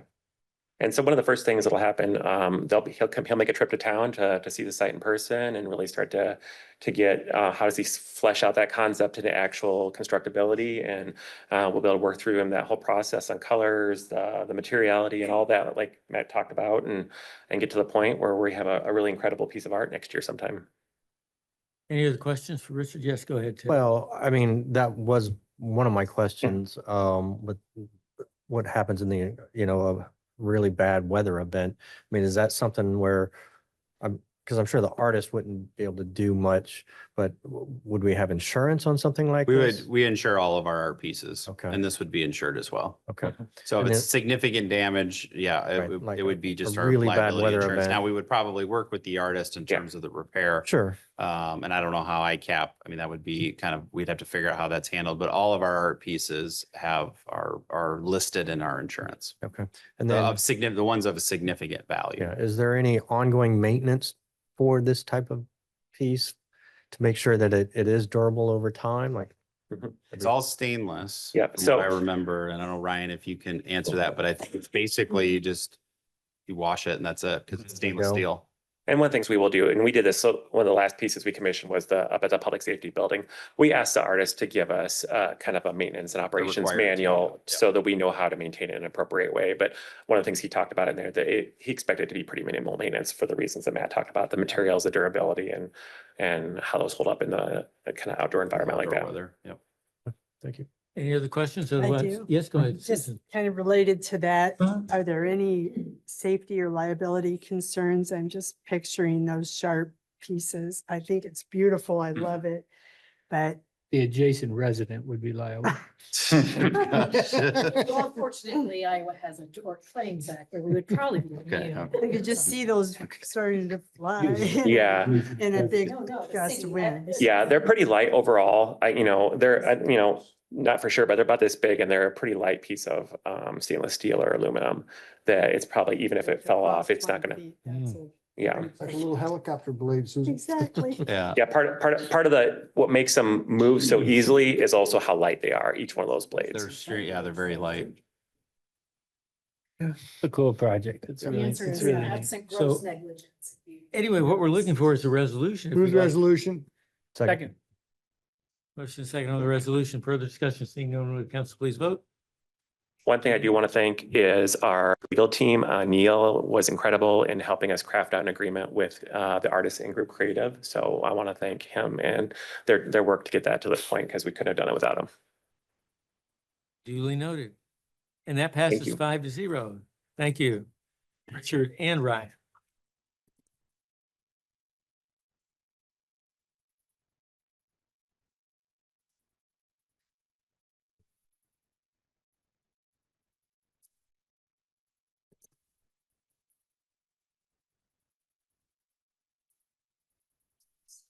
How's that look on everybody's monitors up there? Pretty good. A You little can zoom in bit. a little bit more. Yep. Now you're There we go. Thank you, Your Honor. So tonight, I'm happy to present a draft version of our proposed 2025 state legislative priorities. Clive has a tradition of having these discussions with the council and then formally adopting those priorities before we start to engage with our state legislators and other stakeholders, partner cities, share it with residents as well, so they understand how the city is working with our partners at the State House for this coming session. To preface that, we do still have a little bit of uncertainty about who the Clive legislation or legislative team is going to be this year. We're still waiting to get the final outcome of the Senate race that covers the western portion of Clive. But it sounds like we should have some clarity there in the next week or so. Today, those results were, the supervisors of Dallas County did take action to go ahead and certify that vote. But the candidates have until Monday to request a recount. The rest of the seats, our two House members and our other senator, those were all established at this point. We're still working with Senator Claire Celsey and with Representative Confirst and with Representative Ken Judge. So I included a red line version of our state legislative priorities. That's a red line that demonstrates the changes that we're proposing from last year to this year. We always try and maintain quite a bit of continuity in our legislative priorities because we know that legislation frequently takes multiple sessions to get things done. And we want to be consistently showing our team, our partners, where we stand on these important points. This year, we've decided to propose a little bit of a change, but I would argue that much of it is in tone and in word choice, less so in big, policy proposal changes. The last year's version started with sort of a rearticulation, a paraphrase of some of the priorities, principles that the League of Cities has used before. One of those words that you found in there quite a bit was local control. We found with the leadership in the State House, both the Senate and the House, that some of that language is really a non-starter for them. And if we want to reposition the city of Clive in a frame that is more intelligible to them and aligning with the way that they think of what municipal government should be, we need to make sure that we are using language more like what you see in the first one, which is value for taxes paid. Another reason why we really like that term is that we've, for over a decade, asked residents, how do they feel about the value for the taxes they've paid to the city of Clive? And we have an incredible track record that you all have set in motion with your policy choices and your financial choices of showing that people in Clive say that we are delivering huge value for taxes paid. This is a nice tie-in to a data point. We have a lot of decision makers at the legislature who do look for those data points. You heard it tonight from the partnership as well. This was a sort of a language change that we proposed that they were able to kind of get on board with. They still wanted to have that term competitive tax environment. I would argue that that's something that this council has said that you want to make sure you present as well when you want to keep those rates low, but also sufficient to deliver value in the places where residents think it's important for the city to do well. Those top types of things that we talk about, and you go back to the survey data, it's public safety, it's your parks and recreation, it's your natural spaces, it's your utilities, your transportation network, and the overall economic sense of opportunity and vitality in the community. We want to do those things. We need sufficient property tax to be able to get that done. The other point I'd make on that first point is predictability. I know the legislators have been using that idea, have really been focused on that for property taxes. They look at a complex environment today where it's hard for people to understand what that bill is going to look like when it shows up in September and March. They want to give people some greater sense of what they're getting into. And I think that from the city of Clive perspective, that's something we would like to know too. We don't want to get last second surprises from the legislature. We want to understand exactly what will be available to us to deliver on the promises that you all are making as the elected body for the city of Clive. Any questions about number one? We're not going to go through each one of these, but so slow me down if I go past one that you want us to get into. The bolded items are the ones we think are most important to spend our time on in this session. Most of them have to do broadly with revenues, but not just property taxes. It's also going to be TIF, and it's also going to be local option sales and services tax. We are using those extensively to manage property taxes, keep them low, and also do critical basic work in the city. Huge amount of our lost revenue in both Dallas County and Polk County is going to roads. You all have prioritized that, so we're putting those dollars where you all have set the priority. We want to continue to be able to do that, which means we need the state to respect what the voters have already approved. And if they want to make additional changes, do it in a way that doesn't mean that it makes it hard for the city to keep the promises we've already made. Number two is also one that I mentioned when the partnership friends were here. This is one that's going to be kind of unique for us and a little bit different than what you might hear from other legislators or other council members in other parts of the state that aren't growing or maybe are declining in population and in resources. That's the story for most of the cities in the state of Iowa. The growing populations are in much more limited places. That said, the state's overall goal, even though we aren't growing everywhere, is still to foster economic activity, economic prosperity, and growth. We're one of those places where it's happening, and we shouldn't be shy, I think, about telling that story.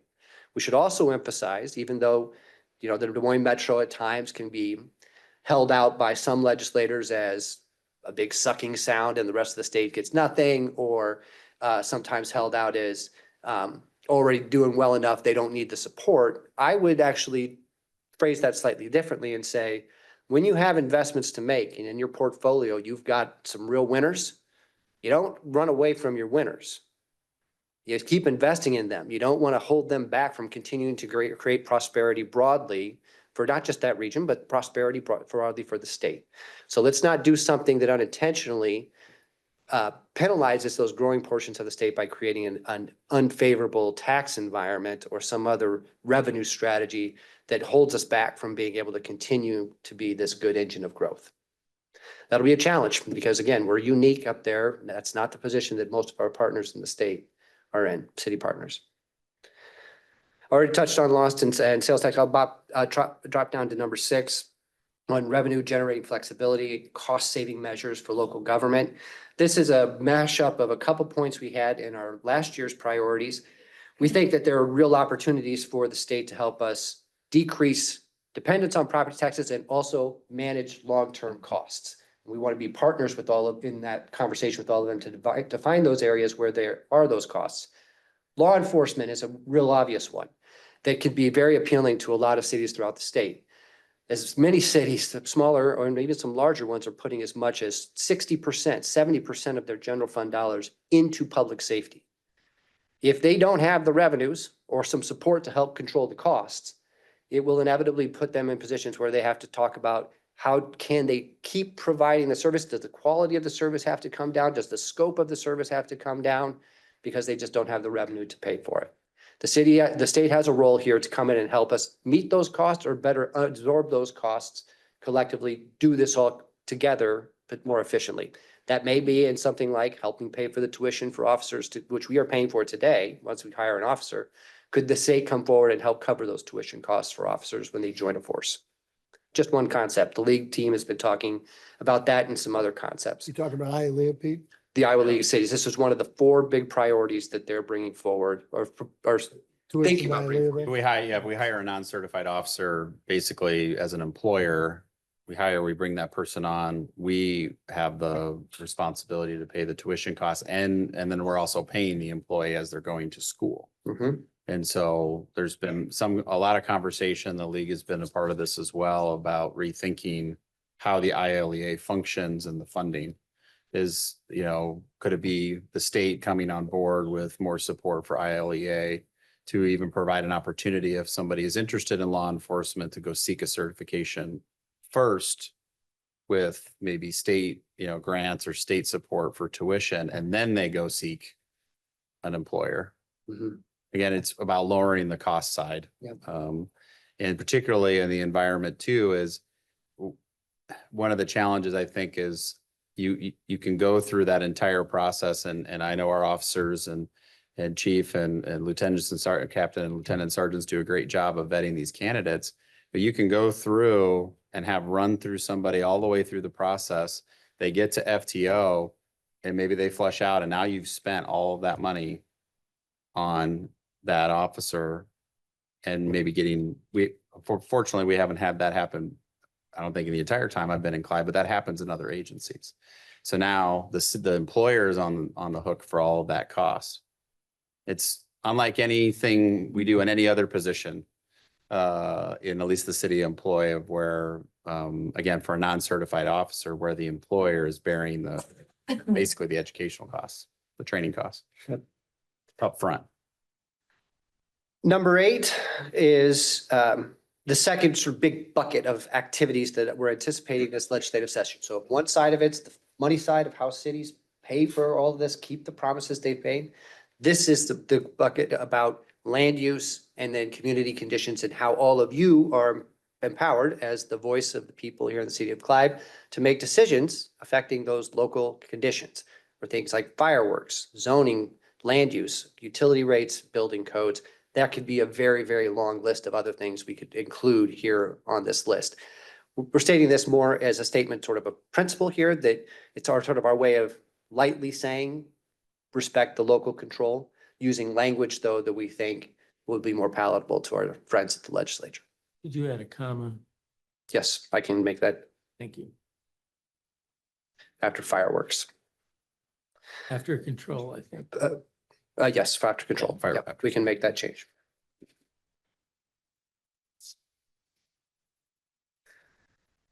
Number 9 and 10 are new. Number 9 is another one that many other cities are bringing forward. Right now, we have a wild variety of notice rules. How many days between we have to publish? How many times do we have to publish? On and on and on. Matthew has dealt with this craziness and He has a calendar in his head, a special calendar in his head. when they don't, yep. This is one of those things that we are all super grateful that Paula and Matthew and Liz take care of so the rest of us can sleep at night. Every night, we hope. It does, it does. So there is an opportunity here for our state government to sort of get out of our way. And it's not the only place. There's a lot of places where we think state government can continue to improve its processes to set cities up for common sense process, plain language process, and better results. And this is a simple one that we think can get knocked out. You get a lot of pushback from newspaper associations and lobbying groups on that one, obviously. Yeah, well, their thing is the money. Do you have to publish there? Right. But this could even be, just give us consistent dates and time ranges. 4 and 20, 10 and 20. just depends on the item in terms of. Yeah. I do think you continue to fight if we should have to publish too, right? I mean, really, the publication of the newspaper is non-existent at this point. Why can't it go digital? You know? And on our website, you're gonna have more access, but 24 hour access. I mean, the newspaper is a thing of the past. And we need to Certainly the print need to version. get out of the way. So we all do need to get behind that Mhm. publishing piece. Let us publish online, Mhm. our own website. Yep. That was part of the discussion last year, and I expect it will continue to be part of the discussion. The next one is a little bit more in the weeds, but it's something that is important to a lot of our teammates who we count on as our snowplow operators. Currently, if they were to nick a vehicle or damage some property when they're out operating, it's very difficult, if not impossible, then for that incident to be sort of recorded on their driving record, which then doesn't mean that they are on the hook to pay for that damage that they've created. It means, though, that it could have some ramifications when they're going down into the future. We're thinking about their personal insurance, buying vehicles, so on and so forth. Our public safety officers who also operate in emergency conditions or very dangerous conditions, they can be in sort of a similar spot, but currently they have a process to make sure that when they're operating for the city, that they don't have these things show up on their personal driving records. So what we're proposing this year is if the state can help us give our snowplow operators a little break. We don't all want to be out there operating like that, and we surely know that what they're trying to get done while they're driving the sort of Frogger course between all the parked cars and the yellow boxes and everything like that, that's tough, especially when they're trying to keep their eyes also on what's the salt look like coming out the back of the truck. What am I looking at in front of me where the plow's at? What's the wing doing out there too? So we think this is a common sense way to show some appreciation and some respect for some people doing a really tough job. Finally, the 11th with all of its subpoints is, I'm not going to go through all of them unless you're going to call out specific ones, but this is a repeat from our priorities last year. This is Clive saying, we want to be a part of the game when it comes to talking about how we do water in this state. That doesn't mean every element of that. It means, though, the places where we're talking about how cities manage stormwater, where how cities think about drinking water, how cities think about permitting projects that touch the water, and how we might be able to do that better so we can get more dollars and time on target as opposed to getting stuck in bureaucratic process that could be better aligned if we had some changes in our state policy. Those are the conversations that we want to be part of. Some of these are stating things that we know are likely to happen now. One that I would call out specifically is G with the firefighting foams that are contaminated with PFAS. There is no imminent state program or federal program or any program that we're aware of where there would be more money coming to help us get rid of this. There are emerging technologies and many people studying a cost-effective way to handle these, but we're still many years away. And while we're waiting, we've got barrels full of firefighting foam that we still are just sitting on and don't have a really effective way or a cost-effective way to get rid of at this point. I was gonna ask about that, Matt. I know we've discussed this for some years. Is that just sitting there at public safety or what have we done with that? Sitting at Harbach in one of the old jail cells. Six-figure plus to deal with it. I know it's big. It's big. It's big. And under current scenarios, yeah, we're hoping for a better solution than that level of expense for Go it. bury it at the landfill. They've tried. We have not. We have not tried. No. No. There will be a responsible way to deal with this, but right now, the reason it's on this list is we want to make people understand it's a problem. It may not be something we can solve today, but we need to keep naming it so it doesn't fall off sort of the to-do list for legislators. We want them to understand this is important to do it responsibly. With that, I'm happy to take additional questions and edits, other proposals. Anything to repeat?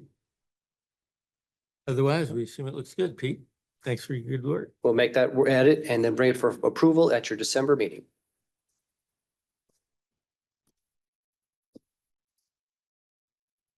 All right, now we'll move into, well, I'll ask you about correspondence. Do we have any correspondence?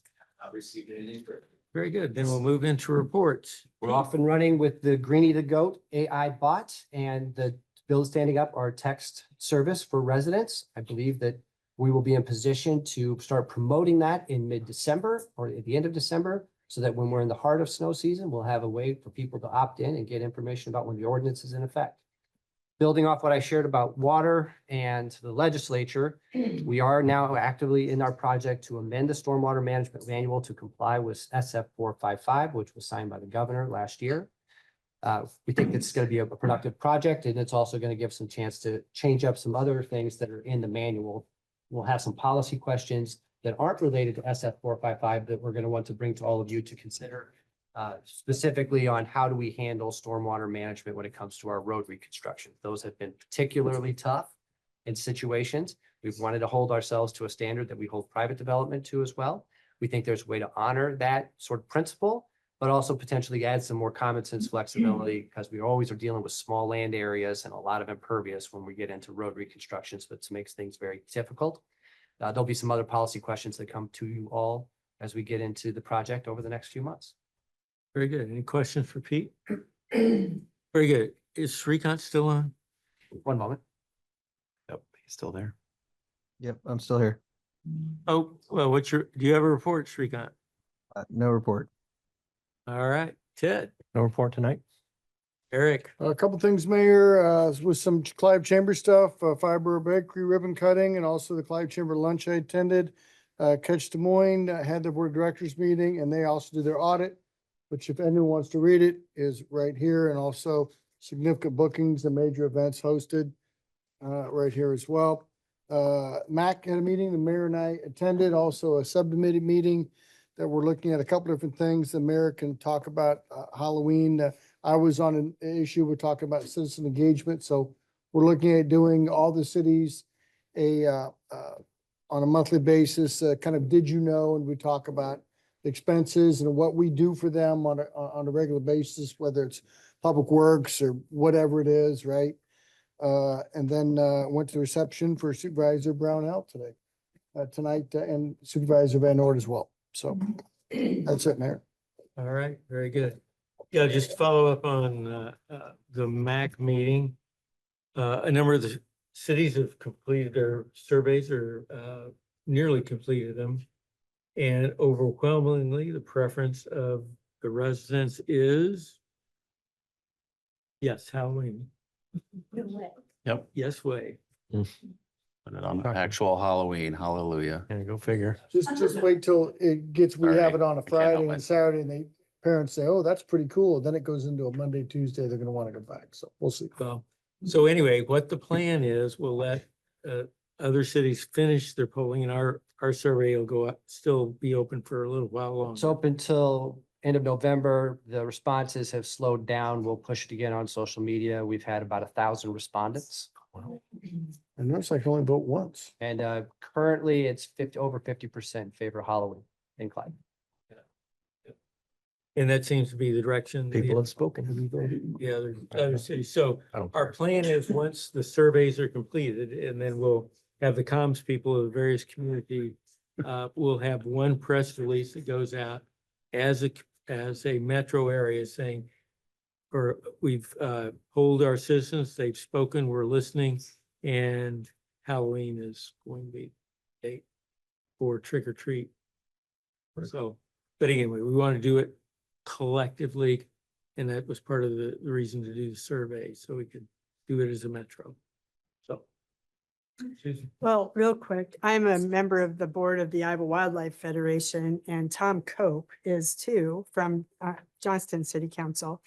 We met with another board member, Adam Janke, and his colleague from ISU. We heard earlier tonight about the fast-growing metro in this area, and that's the reason that Iowa State has gotten a grant to look into what can be done as cities are growing so fast to work to accommodate wildlife. And of course, that is not just mammals, but pollinators and other things.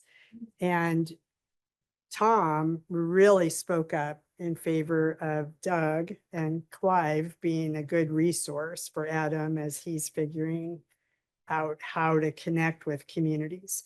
And they're specifically looking at Story, Polk, and Dallas counties. So I guess you'll be hearing from him.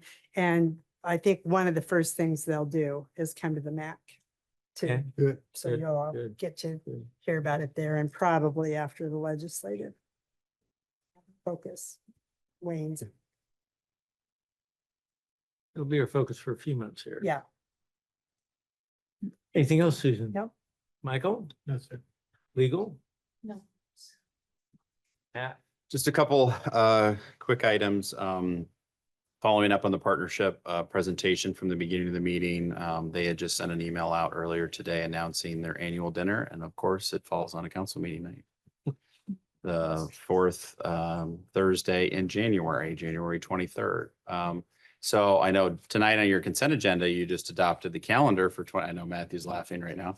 The calendar for 2025. Now, I know last year it was a challenge. I think it was a little harder. We only had a few elected officials due to a lot of circumstances, surgeries and sicknesses and a bunch of things. But I would like to know, pretty much right now, pretty soon, because I'll tell you why, if the council desires to attend the partnership dinner and adjust the council meeting date. The reason that's really important is I know in December, the staff is going to be requesting to set a whole bunch of public hearings related to bidding, related to streets and a whole lot of other improvements, and we have to have that date. They can't set a public hearing for a meeting that moves. So you have 5 Thursdays in the month of January. We also have set aside the first Thursday in February as a work session. That could be related to a number of items. We have set up the 2 regular meetings in February for your budget workshops. So lots of options there. Leave it on the 23rd, to move it to the 30th, or could even move it to the first Thursday in February, turn that into a regular meeting, call it good. So if there is a preference. Tonight, move the date. Yeah. And if there is a desire to move the date, we can easily amend the calendar and have you adopted at the December meeting. So is there a preference? I think we should not meet on the night of the partnership so that we can Agreed. participate and support the region. I second that. I'm good Is with there a preference on where to move it? Because you're already going to have a meeting, first meeting in February. Will that significant, if we moved it to the 7th, would that significantly impact what you were planning for the 7th anyways? Or, In terms of the first meeting in February? yeah, Our first Thursday in February? right, I don't think so, because we would just treat it Six. as a regular 6, meeting. whatever it is. We would just treat it as a regular meeting versus a workshop. Yeah, That makes the I most think that sense. makes the most sense. What do you guys think?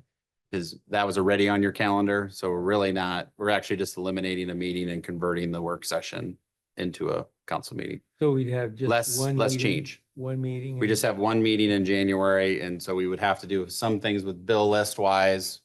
But we've made that work because clearly we only have one meeting in November and December. December. So you'd only have one regular meeting in January, but then you'd have 3 in February, which is the heavy month anyway because of budget. Fine. Well, would you rather have the second one in January or have all 3 in February? Sounds like we're having all 3 in February. Anyway, Yeah, Yeah, because if Yeah. you kept the works, if you did move it to the 30th and kept the work session, you'd have 3 Thursdays in a row meetings. Yeah, that doesn't sound real good. Yeah. My suggestion, if you want to move it, let's move it to the first Thursday in February. How about that? that works. Okay. We will I proceed. think there's consensus. And so then based on your reactions too, you'd like Clive to pursue a table for the dinner. Okay. who's the speaker, Matt? Did they? Dan Heath, And he's an author, Business writer. business writer. Yeah. Dan Heath. Organizational change. Yep. I've actually seen him speak. This is a long time ago. He was a keynote speaker at an ICMA conference, like I want to say 14, 15 years ago. He had come out with a book recently. He's an author. And we had JD Vance coming. So we have your direction on that. 18. Yeah. The only other thing that, 2 other things is, I know I'd sent this morning kind of a quick change or a quick addition on the calendar for, Urbandale Fire and EMS Open House, a week from Saturday. They had a desire, to have some Clive, at least folks in attendance. They're going to have a program that I've now learned is that will be at 11:15 a.m. It's an 11 to 1 o'clock event. at 11:15 a.m. where they're wanting to do some recognition of Clive and our partnership with Station 43. They have paid off the debt related to Station 43. Now, the event is happening at Station 42, which is their middle fire station because it's got more parking and it also has our training center there. And they're all three cities that are part of that training center are working on some additions to that training center related to trench rescue, right, Chief? Trench rescue. So opportunity to see the training center. So that's why they're doing it at Station 42, just because it's a little bit more space. But they were also, so I know that was kind of a little bit of a last minute change. Hopefully, I know some of you already responded that you're able to attend, and I know the chief and I will be there as well. One of the things related to that Urbandale is looking to do as kind of part of the paying off 43 is renewing our Station 43 agreement. Again, we have an existing agreement, it's in place.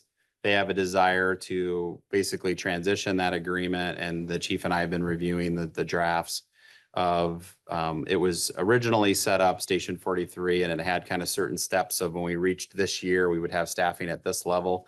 So basically converting it into the maintenance of now it's an existing station fully operating. It doesn't have any changes in the finances to how the station works, but they desire to have that adopted relatively quickly as a part of that. And I indicated to them, we've reviewed the agreement. It's pretty straightforward. We will have that for you at your December meeting. Again, we have a couple other 2080 agreements that we're working on with Urbandale that are new related to the apparatus sharing and enhancements to the closest unit response arrangement. Those, we've got a lot more work to do on. There's a lot more details involved in those, and those are new agreements. But we will be bringing forward a updated Station 43 agreement. Again, no financial change to us. But Urbandale intends to approve that here too at one of the upcoming meetings. So they will mention that in terms of just, again, renewing our very positive partnership that we've had with Station 43 and huge financial benefit to both communities, one where we received a taxpayer award for a number of years ago from the Local Taxpayers Association. So just kind of wanted to give a little bit more context of how that just kind of popped up really quickly on the calendars. So that's all I have, Your Honor, unless there is any question. Any questions for Matt? Any further items for the good of the order? If not, we will adjourn at 8:35.